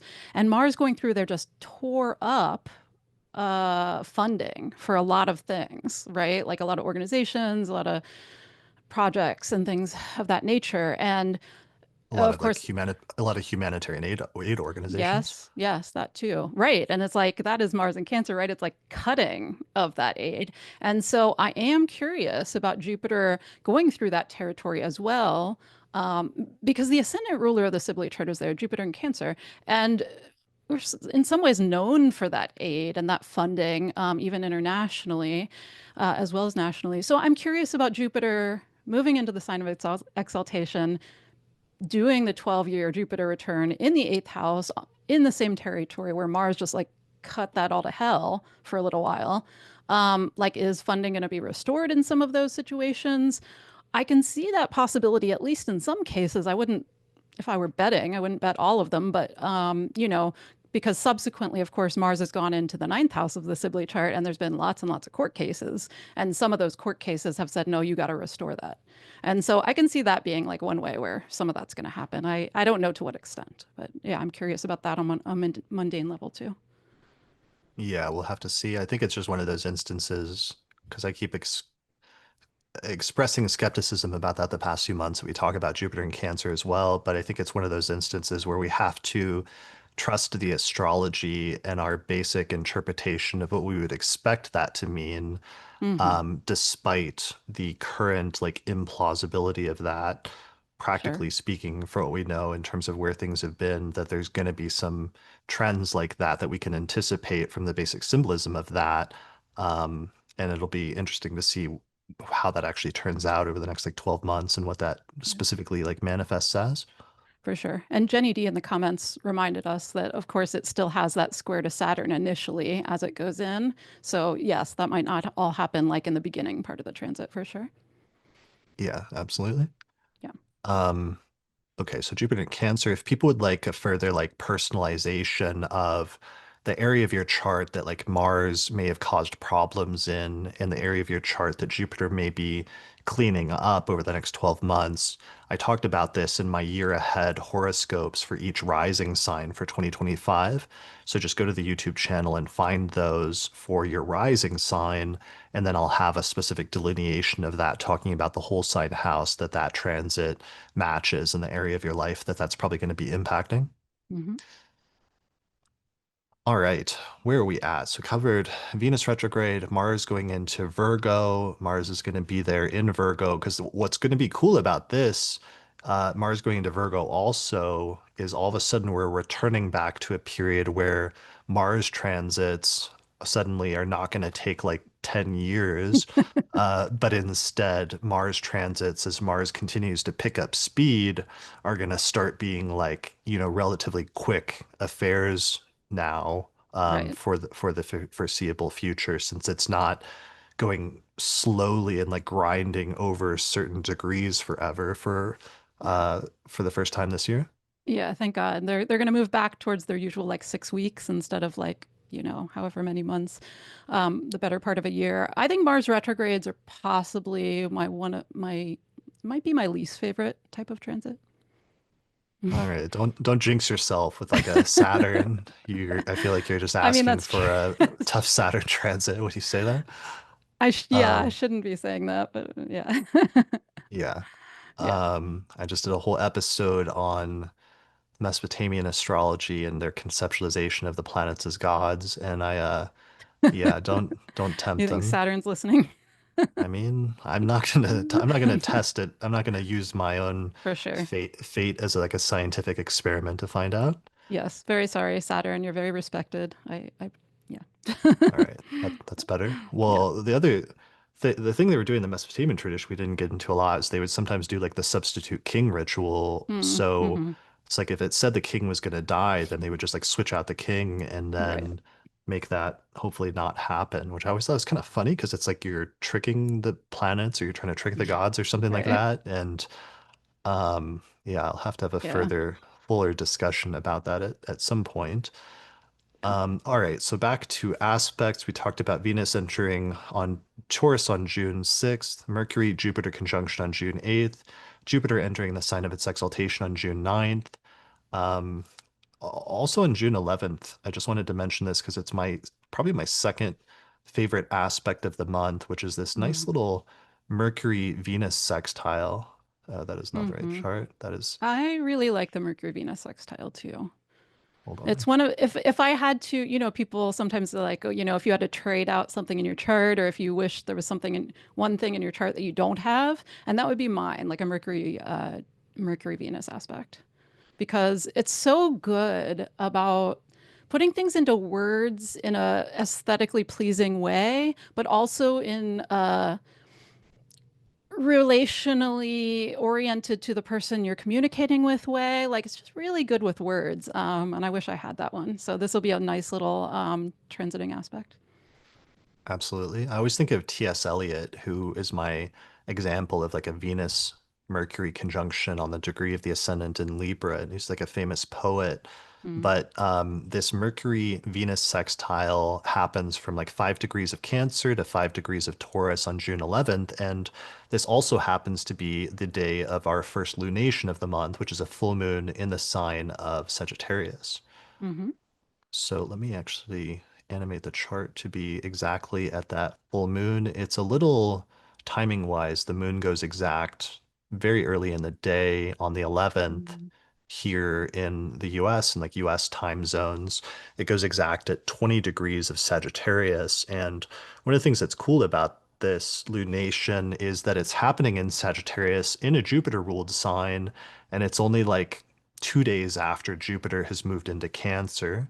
So for some reason, this first full moon that's taking place in the month on the 11th is re-emphasizing that Jupiter in Cancer ingress and transit that's just taken place, which is just going to further highlight it and put greater emphasis on it.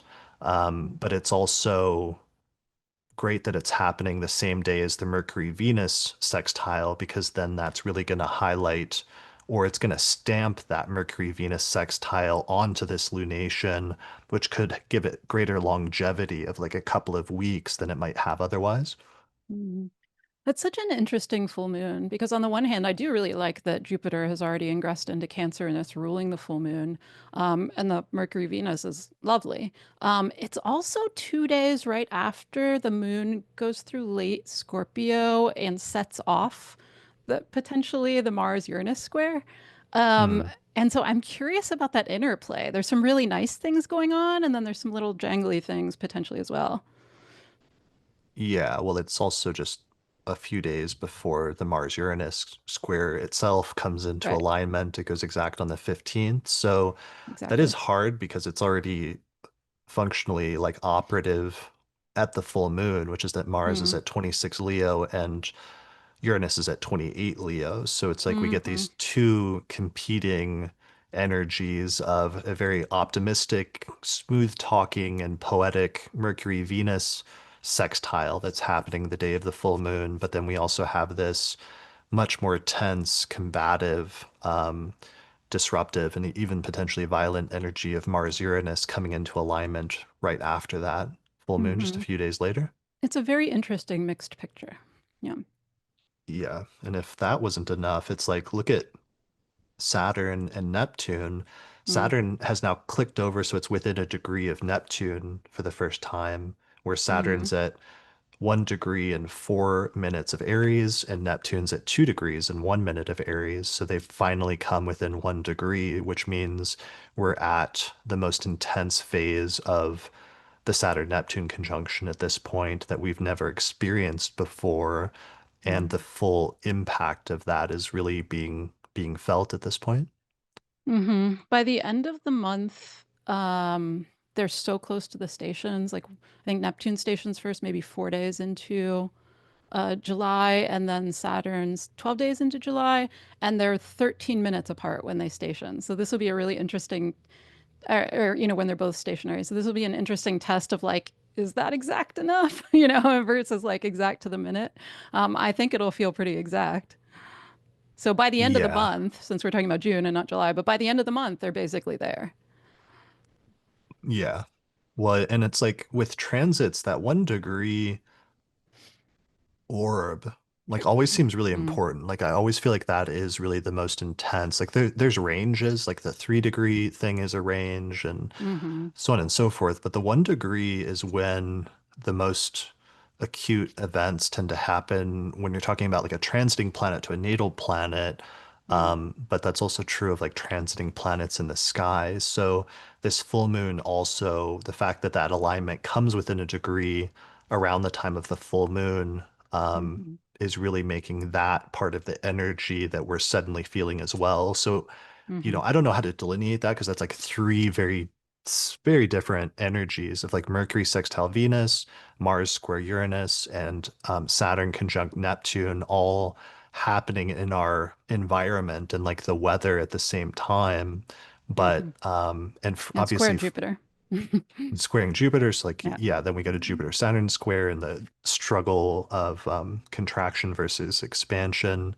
Mm. Obviously there's going to be like a general weather that's happening that's like a mixture of these three. And then for each of us personally, they're going to be more or less important depending on which ones are hitting personal planets in our chart at that point.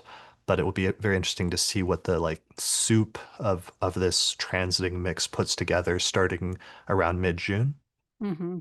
Well, I'm just grateful for how many of the pieces are, feel more positive, even if there's like some that are, more, yeah, that are more like a conflict. Yeah, somehow like the forces of positive, unifying, uplifting things are starting to become more prominent, even though at the same time the forces of deceptive, blurring of boundaries and tense, combative energy is also sort of peaking around this time as well. It's like there's a Mm-hmm. sort of battle taking place, and I don't know if that's happening directly or if they're just happening in parallel, where sometimes when you have good and bad transits at the same time in your personal chart, it's like you Mm. just have good events and bad events happening in parallel rather Right. than directly affecting each other. Exactly, because they're happening in different houses in your chart. So it doesn't have to be all part of the same thing at all. Right. Right. Yeah. Yeah. All right. So a lot of that culminates, at least the Mars-Uranus culminates in the middle of the month, and Mars moves into Virgo. And then Jupiter doesn't just square Saturn, it also squares Neptune. Mm. And that aspect goes exact around here. It looks like around to the 18th. So just Mm-hmm. after the Saturn Jupiter square. Um, Jupiter square Neptune, when that happened a few months ago, it was like, or a few years ago, the conjunction, that was the height of the inflation issues. And Mm-hmm. so last summer, when I saw this alignment coming into play, you'll hear me talking about it in like August or September. And I was talking about, potential for issues with inflation or stagflation to come up economically speaking again. And I don't know if Mm-hmm. that's not part of what we're seeing with this aspect around the middle of June, especially.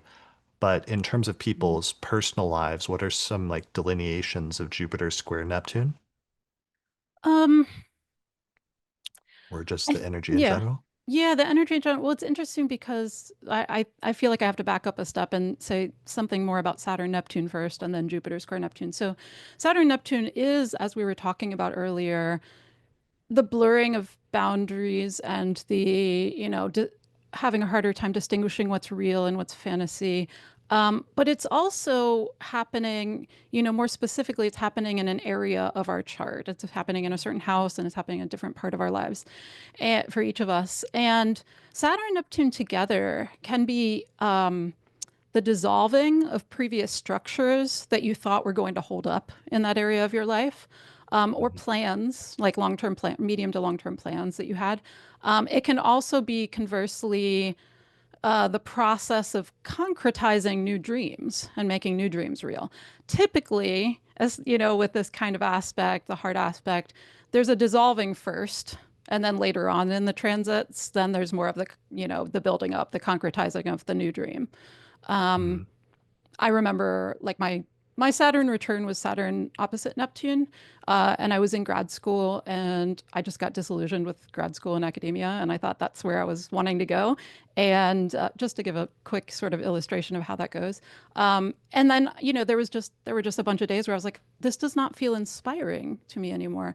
And then I was like, well, Lisa, were you expecting grad school to feel inspiring? And I was like, yes, I was. It was in religious studies, so academic religious studies, but nonetheless.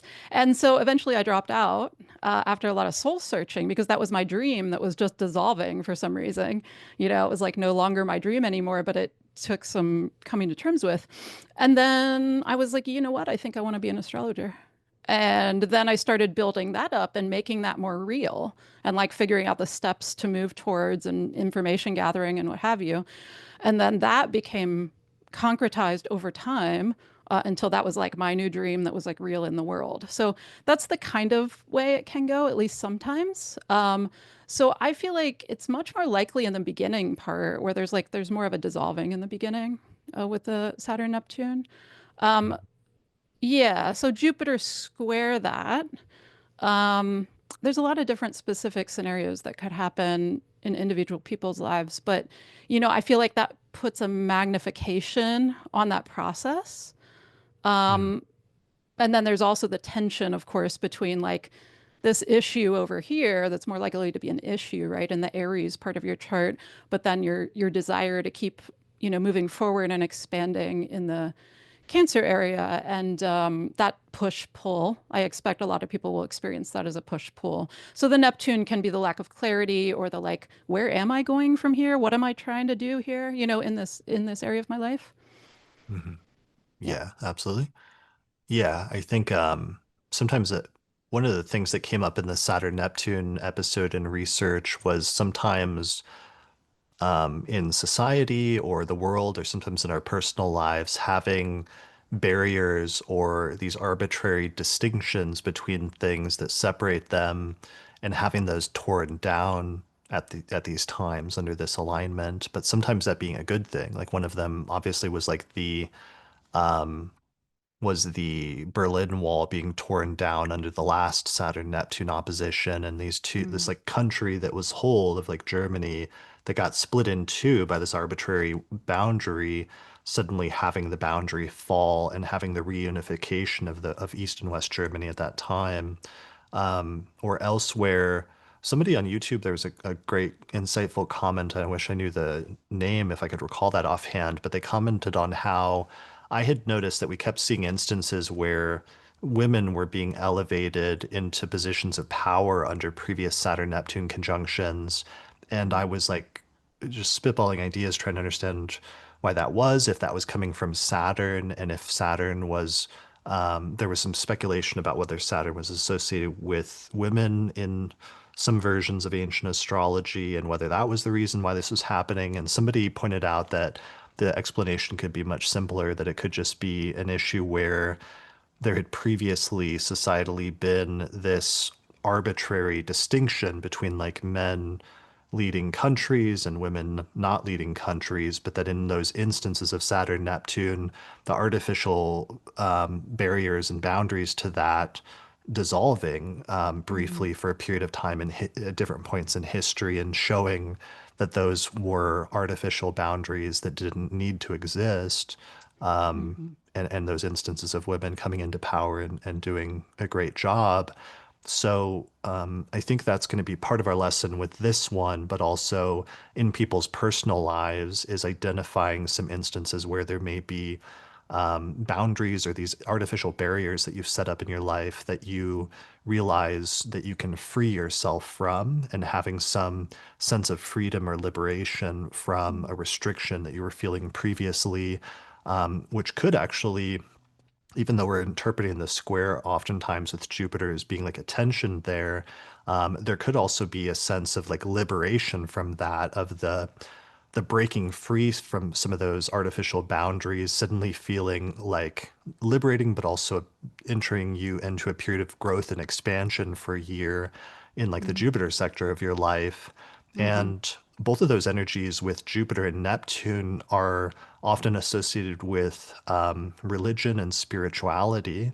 So there may be an underlying theme here for a lot of people that gets to the core of what your underlying religious or spiritual or philosophical and metaphysical beliefs are surrounding the nature of reality, or underlying your personal philosophy of life, where there may be something even that you've believed in up to this point that's somehow held you back, but then the sudden dissolving of those structures allows you to explore new areas in your life that maybe you haven't felt comfortable exploring up to this point. And I think mhm, that's a really positive and sort of optimistic potential for some of that energy. for sure. I also have a couple more thoughts on the Jupiter-Saturn, which goes exact just before that, in a broader sense, because that's not the only time that they're square. They're still going to be square, by sign for the entirety of the Jupiter transit, right? But you can see, do you have the date that that goes exact? I think it's just a handful of days before the Jupiter-Neptune there.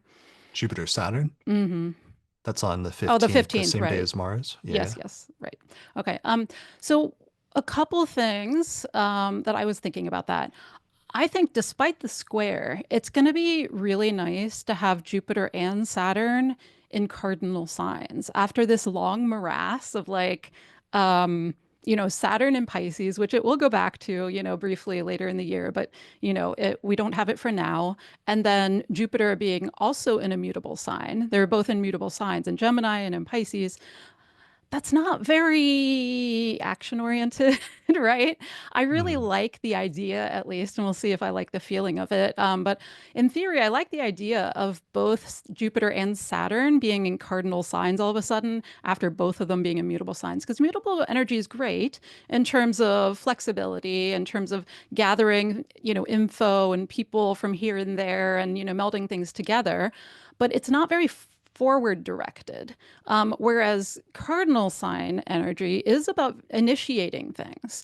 And so I think it's going to be so much better for, in theory, for, moving something forward in our lives. And having even just the internal orientation toward suddenly towards moving something forward compared to before. So Yeah. I really like that part. Once Jupiter goes in and joins Saturn in a cardinal sign.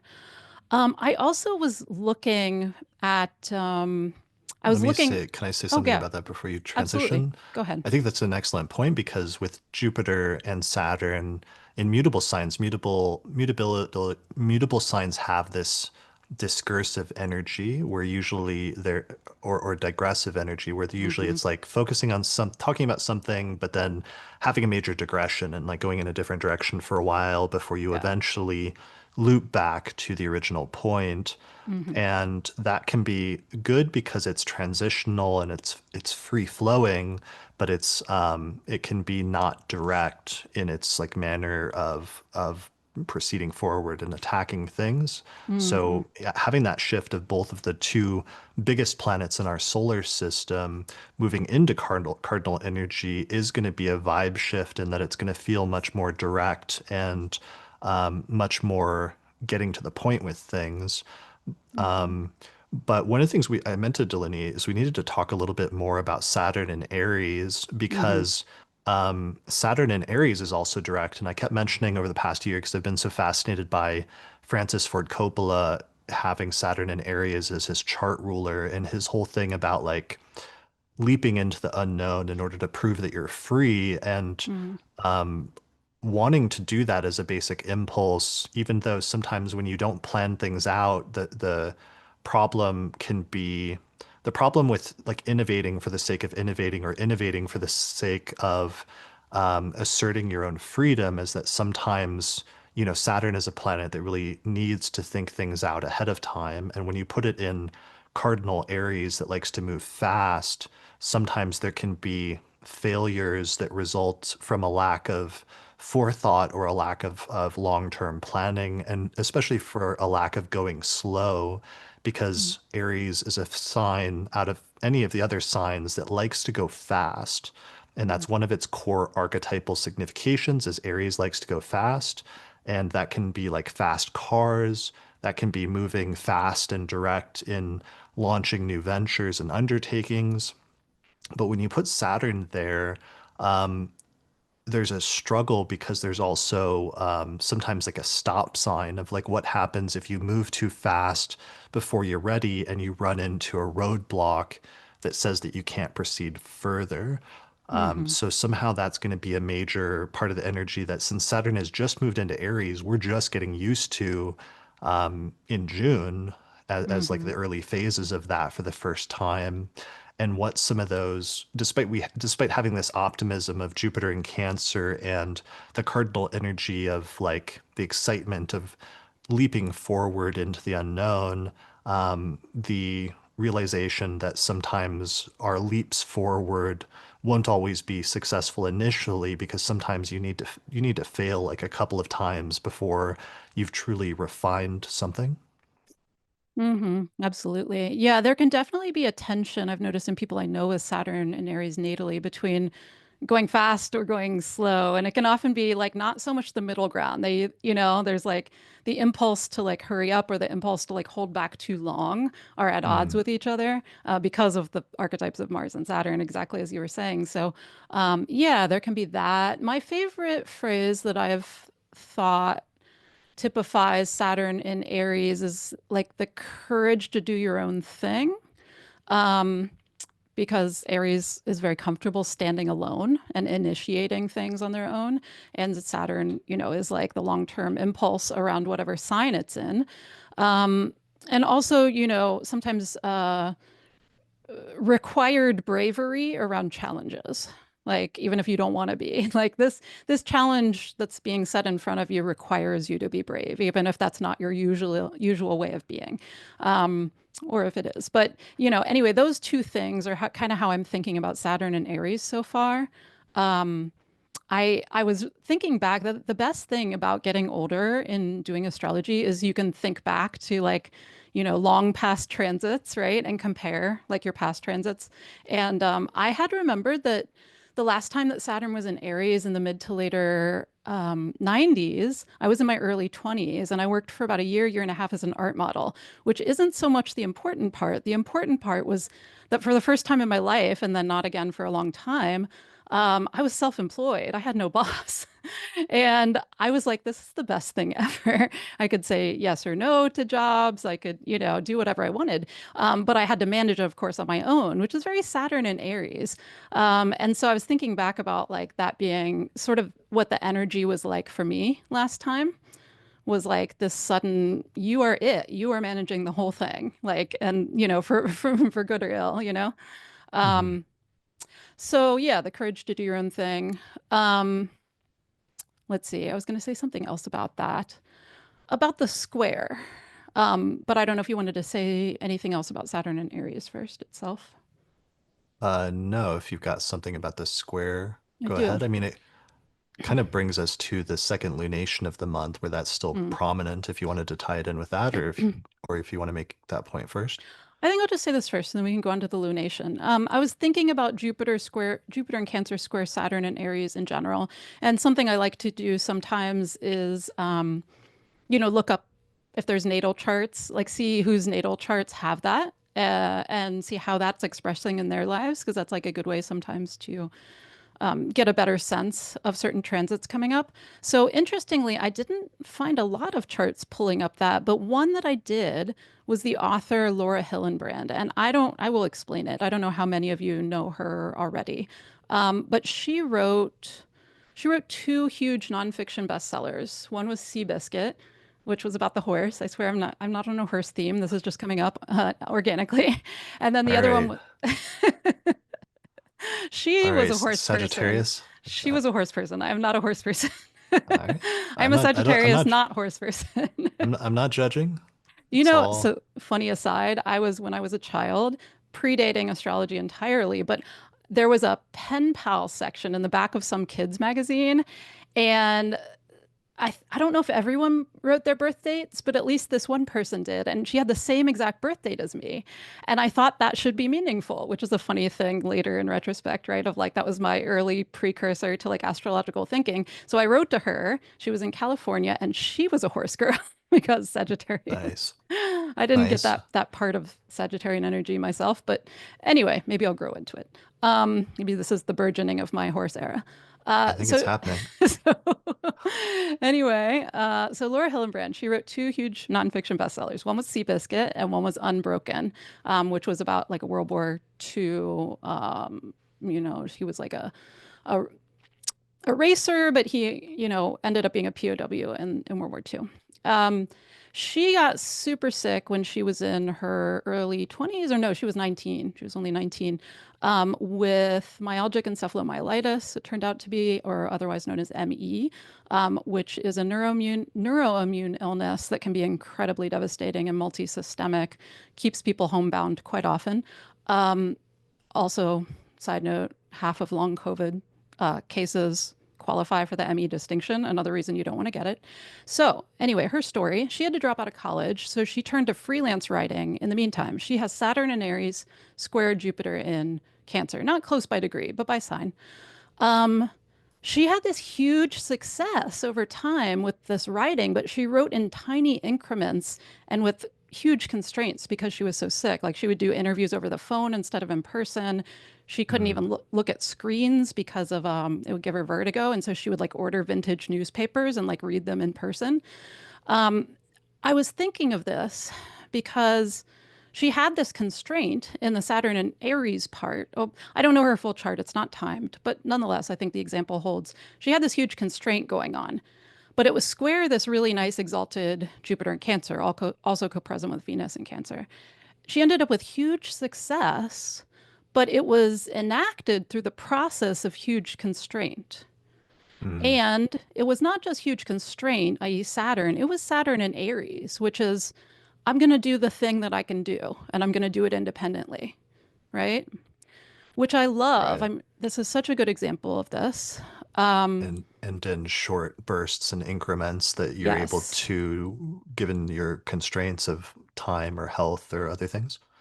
Yes, exactly. It was like most people wouldn't think anything could be accomplished under that level of constraint. And yet she was like wrote it in like small paragraphs. Um, you know, basically everything would make her feel sick. So she just like did within all of those constraints, which were considerable, she still persevered in this self-initiating activity, which was like, I can still do this one thing and I'm going to do it and we'll see what happens. Um, and then they became huge bestsellers, which is Mm, amazing. The other piece that I thought was really interesting, so that's like the Saturn Jupiter. Part of her success was inhabiting other people's worlds, which reminds me of the emotional sensitivity of Jupiter in Cancer, or sort of that blending of like your emotional world and their emotional world. And there was this interesting quote here. On the irony of writing about physical paragons while being so incapacitated herself, Hillenbrand said, I'm looking for a way out of here. I can't have it physically, so I'm going to have it intellectually. It was a beautiful thing to ride Seabiscuit in my imagination. And it's just fantastic to be there alongside Louis as he's breaking the NCAA mile record. People at these vigorous moments in their lives, it's my way of living vicariously. So I just thought that was just an amazing, like you can hear the Saturn and Aries in multiple ways, right? Um, and you can see the Jupiter in Cancer there, which was like amazing success. I don't want to say, everyone in her position would be able to do this because many people cannot even do the intellectual part either at that point. But great, astrological example of this. yeah, absolutely. And overcoming boundaries or restrictions that are put on you and finding a creative outlet in some way, which through creativity or other things, you can sometimes experience freedom. Yeah. And so some people will feel more one side than the other of the square, probably, depending on how it's hitting your chart and how your timing is going. But I just wanted to kind of give that as an example to say, because I think it's an amazing illustration of those two archetypes, but also to say, if you're feeling the Saturn, know that there's still a possible way of doing Jupiter too. Absolutely. Great example. That's really good. All right. So I want to get to our last second lunation of the month. I wanted to show this planetary aspects calendar that Madeline made one more time, just because it shows the overlap and some of that different aspects so well.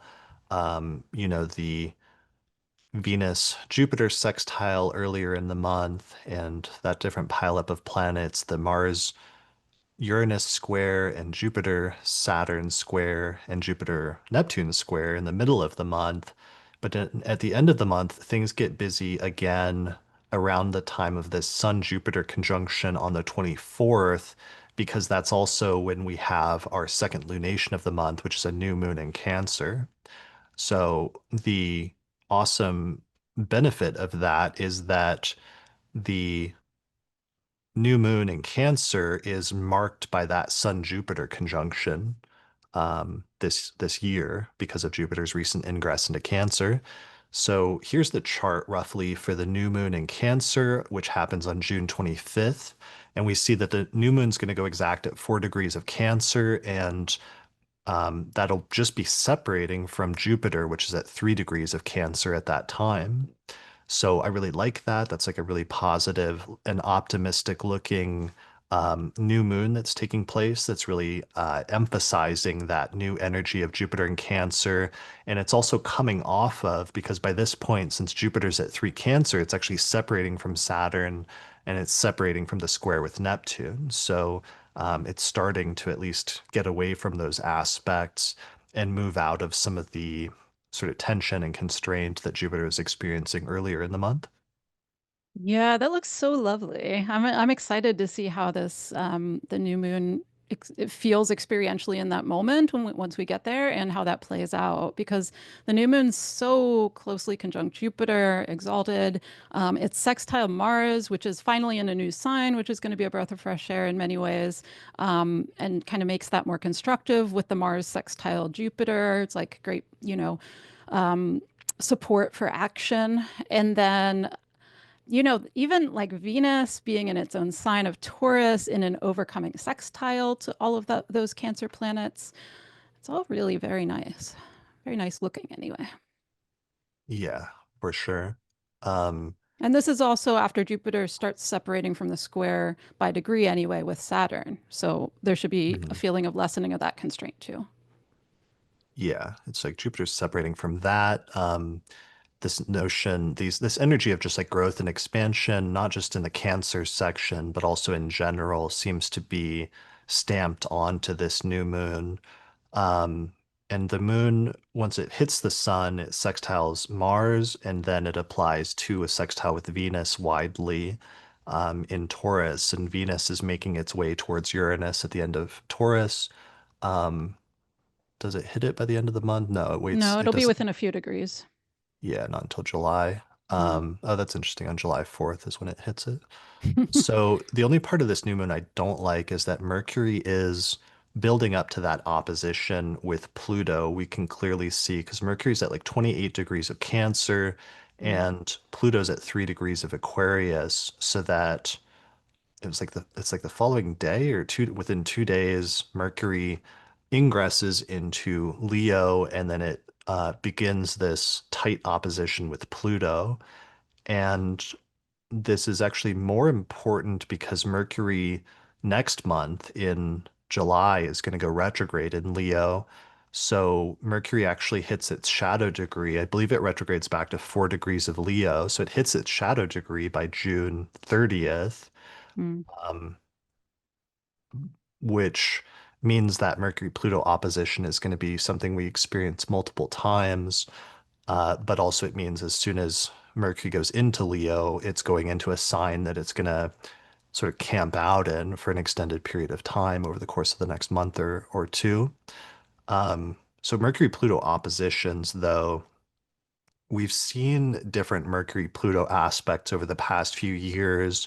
One of them that it seems to coincide with, one of the things that seems to coincide with pretty regularly is like an expose about some hidden underworldly thing that's been happening that suddenly comes to the surface, Mm. sometimes through like an investigation or other things like that. There's something that's been happening behind the scenes that becomes clear.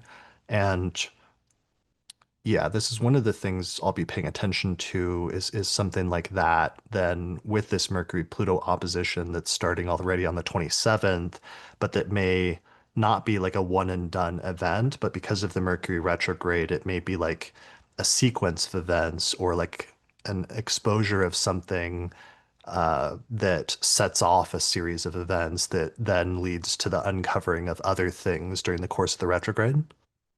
Absolutely. Yeah, I can definitely see that. My initial impression was like, could we just not? We've had so many retrogrades lately. Right. Well, this is like, because this is the end of the month. This is the end of the Yeah. June, and this is part of the cliffhanger that we're gonna leave because everything's like pretty fine and dandy, for the most part, earlier in June, aside from like the Mars square Uranus and Jupiter square Saturn. But then things change rapidly in July because we get like the Uranus ingress into Gemini, which is one of our biggest transits of the entire year and is going to set the stage for a whole shift that's going to play out over the course of the next 7 years. You get the Mars retrograde you get the Mercury retrograde in Leo. You get Saturn and Neptune stationing in Aries for the first time, which is going to intensify and truly show us what that transit is going to be about for the next 3 years in the case of Saturn, or like more than 10 years in the case of Neptune. The first station is always the most loud example of the transit, as we talked about earlier with Pluto. So there's all sorts of stuff that starts happening in July that we just are just barely starting to move into by the end of June. But this Mercury-Pluto opposition is one of the things that I think is the transition point into the series of events that's going to play out in July. Yeah, that's so apt. You're right that that's just keeps happening with the uncovering of sort of, I don't know, information about corruption or information about kind of like gross stuff that's been going on uh, behind closed doors, under the surface, et cetera, very like Plutonian things that are hidden. And then Mercury swoops in and like reveals that. And yeah, so with that whole retrograde process, this probably will be, at least in the outer world, something like not a single story, but like within single stories, like a process of like uncovering or revelation. Like disclosure. That's always the Hmm. keyword that's been coming up the past few years. Yeah, definitely. That's a good word for it. Yeah. So start And paying attention. also, just a note on the opposition, because it's Mercury Pluto, but it's also specifically opposition. So when it's not like revelation of kind of gross info, which it often can be, this is a tension point between two opposing houses in your chart if we're personalizing it more.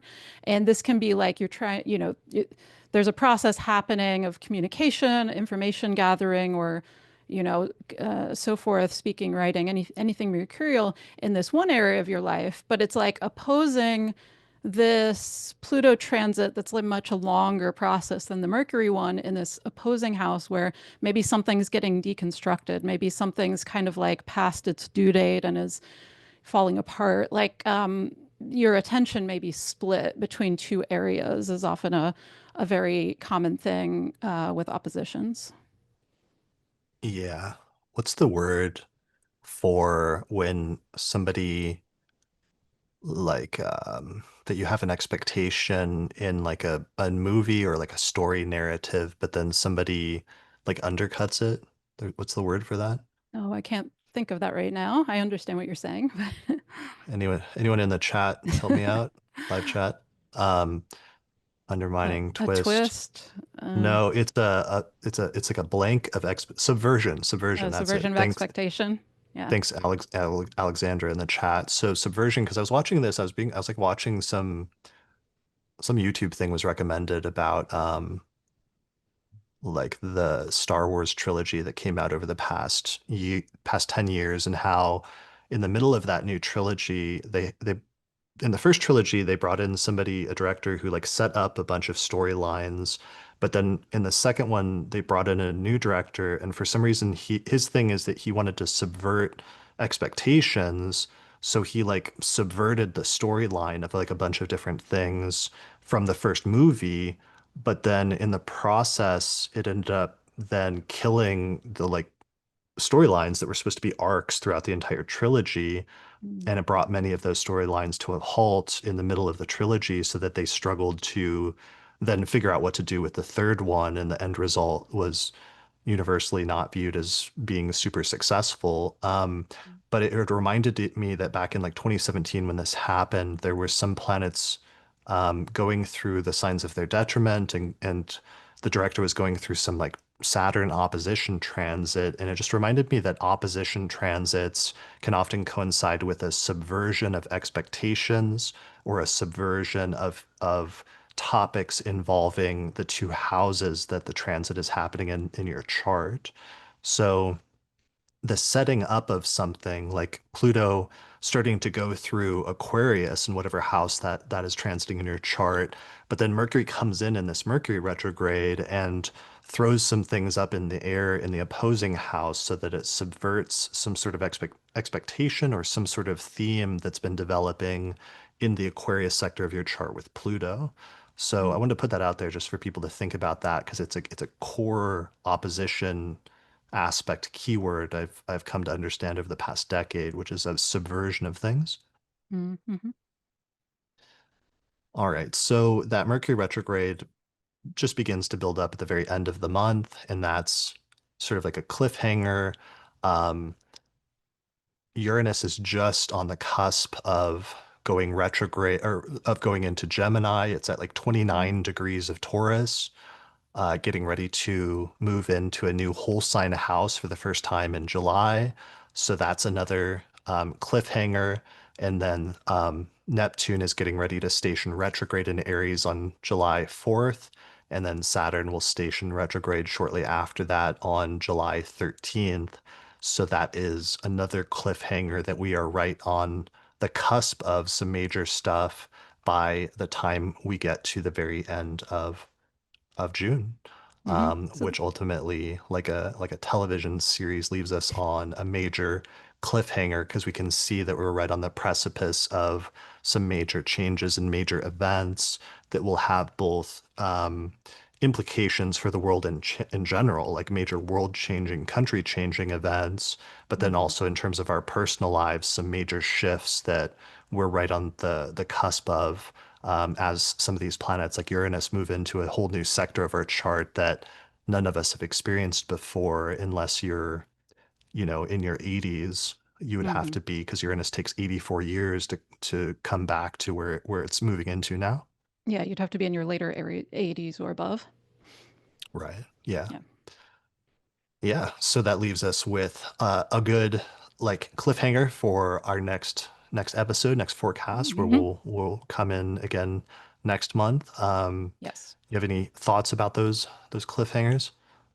I'm curious if, well, yes, I have lots of thoughts about those because those are major shifts. I'm curious if all of us will feel, or many of us will feel by the end of June, like any sort of foreshadowing of those major shifts. Certainly we've already got enough ingresses even in June. I mean, Saturn just went in, but went in at late May, and so as we're recording this, it's been in there a handful of days. And so Saturn's in Aries is still very new. Jupiter, into Cancer will be new partway through June. In terms of the cliffhangers, I'm so curious about Uranus and Gemini. Um, yes, but I don't know if I have any major thoughts other than what I said earlier, which is that Uranus transit, it's not into the sign of Gemini yet, but it's already applying to trine Pluto. So I do think actually by the end of June, we will feel more of that, even though Uranus has not technically shifted signs. Oh God, Um, I forgot about the trine with Pluto. That's just oh gonna yeah, like rapidly supercharge all of the AI stuff. I'm So not all the excited. yeah. I'm not excited. Maybe you'll grow to love it, and like by this time next year, you'll be like sitting in the back of a robo taxi talking with your AI assistant, and you'll be like half cyborg with your, you know, vision enhancements in one eye and something like that. Maybe. I can't see it, but we'll see. I All did I right. did eventually adapt to the smartphone and do things like Right. that. So Yeah. I mean, So there's a maybe process. The maybe you process. will be lining up for the brain chip implant before too Oh no. long. Oh no, Okay. not that. Okay. Okay. I do want to note we need to do the election for the month. We Oh need to talk God, about we that completely because forgot we about are that. the electional astrology podcast people, so we need to talk about that. What? All right, hit me with the data. What is our All right. electional chart for Let June? me pull it up here. One moment. Just need to scroll for a second. It is, okay, June 26th, around 6 a.m. with Cancer rising after sunrise. All right. So we're saving it for the end of the month. Yes. So this is almost appropriately placed. It is near the end of the month. Um, So people should set the chart for 6 a.m. on June 26th in your location, but you should adjust it until the ascendant is around 9 degrees of Cancer in your city. And then that's really important because this needs to be a day chart and you need to launch your activity a little bit just after sunrise. Yeah, incredibly important. Otherwise, this won't be nearly as good a chart. Well, actually, it'll be an actively bad chart because Saturn's angular and prominent in the 10th house in Aries. So definitely double check and make sure that the sun is at least a few degrees above the ascendant degree in your Yeah. location. So this has that lovely, part of the month we were talking about with that new moon. It's just past the new moon that we were talking about that was conjunct Jupiter in Cancer. So we've got Jupiter, exalted, Sun, Moon, and Mercury, just barely Mercury, all in Cancer in the first house. Venus is still in its own sign of Taurus in the 11th house, making that overcoming aspect to the Cancer planets. And the moon here, at least in the Denver location, is applying by sextile to Venus. Saturn and Neptune, of course, are up in Aries in the 10th house, but Jupiter is already separating by degree, as well as the rest of the Cancer planets. And then Mars is in Virgo in the 3rd house, with Jupiter in turn making an overcoming sextile to Mars, helping temper it a little bit. Nice. All right. So, yeah, this is taking advantage of the Jupiter in its exaltation, putting it in the first house in a day chart, but also taking advantage of Venus being in the 11th house in its own sign in Taurus. So, it's a really good chart for growth and expansion stuff. And because Jupiter's in its exaltation, it's really emphasizing that. And one of the things with that energy, I talked about how I've come to understand exaltations as like raising something up, but it's also doing something at the highest level and to the best of your ability. Mm. So one of the things this chart is good for is whatever you want to launch, not just getting to the highest level in terms of whatever your chosen career field is, but also in terms of the quality of what you do, doing it at a very high quality that makes you stand out amongst your peers, basically. For sure. And Jupiter specifically in this chart rules the 9th house and the 6th house. So this will be particularly good for those topics because it's bringing like 9th house topics, like things involving higher education, wisdom traditions, religion, philosophy, worldviews. Astrology traditionally goes there, long distance travel, publishing. Those are all great topics because it's ruling the 9th, placed in the 1st, and exalted in a day chart. Similarly, ruling the 6th house, good for things involving pets, employees, coworkers, potentially health topics. Yeah. Absolutely. Yeah, I like the 11th house Venus, which is good for friends and groups. The chart has some challenges when it comes to communication and short distance travel, potentially neighbors or siblings, because of Mars being in the 3rd house in a day chart. However, there's some major mitigations with that Mm. because Jupiter is coming off of that close sextile with Jupiter, which is really going to help balance it out and help mitigate some of Mars so that it won't be like the worst case scenario for Mars, but in fact, much more constructive. And the Mm. superior sign-based trine from Venus in Taurus is also helping with that as well. Yeah, that's about the best case scenario you can get of mitigations for Mars in a day chart. It has sign-based reception even with its ruler. Mercury still at the tail end of Cancer, and then those two overcoming aspects from benefics. So it's significantly toned down. Yeah. One of the things I'm not super stoked about is Mercury being so late and Mm. applying to the opposition with Pluto. But one of the things I forgot about in our discussion of that this chart helps to highlight is that Mercury actually applies to trine Saturn and Neptune first once it changes signs before it hits that opposition with Pluto. So that actually is kind of Mm. constructive and it almost provides a nice little barrier there to just like the full brunt of that opposition. Yeah, absolutely. I'm not really a big fan of Saturn transits in general, but I do like trines to Saturn. They are very constructive and easeful, and you can kind of get the best out of Saturnian energy with them. Yeah, absolutely. Yeah, so this is our best electional chart for the month. Hmm. So you can use it to launch new ventures and undertakings or do other things that are important for you this month, especially things that have like a singular moment of origin where you launch something and you want to give it a good birth chart. We found a bunch of other charts for this month that we're going to share in the Electional Astrology podcast for June, which we're going to be recording here in the next day or two and then releasing to patrons through our page on Patreon. So if you want to get access to that for other good electional charts, then you can sign up through our page on Patreon. Come join us there. Then you can get good charts for the entire month, not just one time. Yeah, and some of those other aspects earlier in the month with Mercury and Venus and so on and Mm-hmm. so forth. All right. Well, I think that brings us to the end of the month and the end of this episode again. Thanks so much for joining me. This has been amazing and really fun discussion. Yeah, it was fun. Thanks for asking me. It was a quick turnaround after Norwalk, but I'm really glad you asked me now because it was a fun time to discuss all of the astrology of June and further. Yeah, I'm glad you were up for it. People in the live chat are joking that you will ride your robo horse next, like a Yes, year from now. That's I the saw that. that's what you'll be doing? Okay. We'll see. Um, Maybe. see.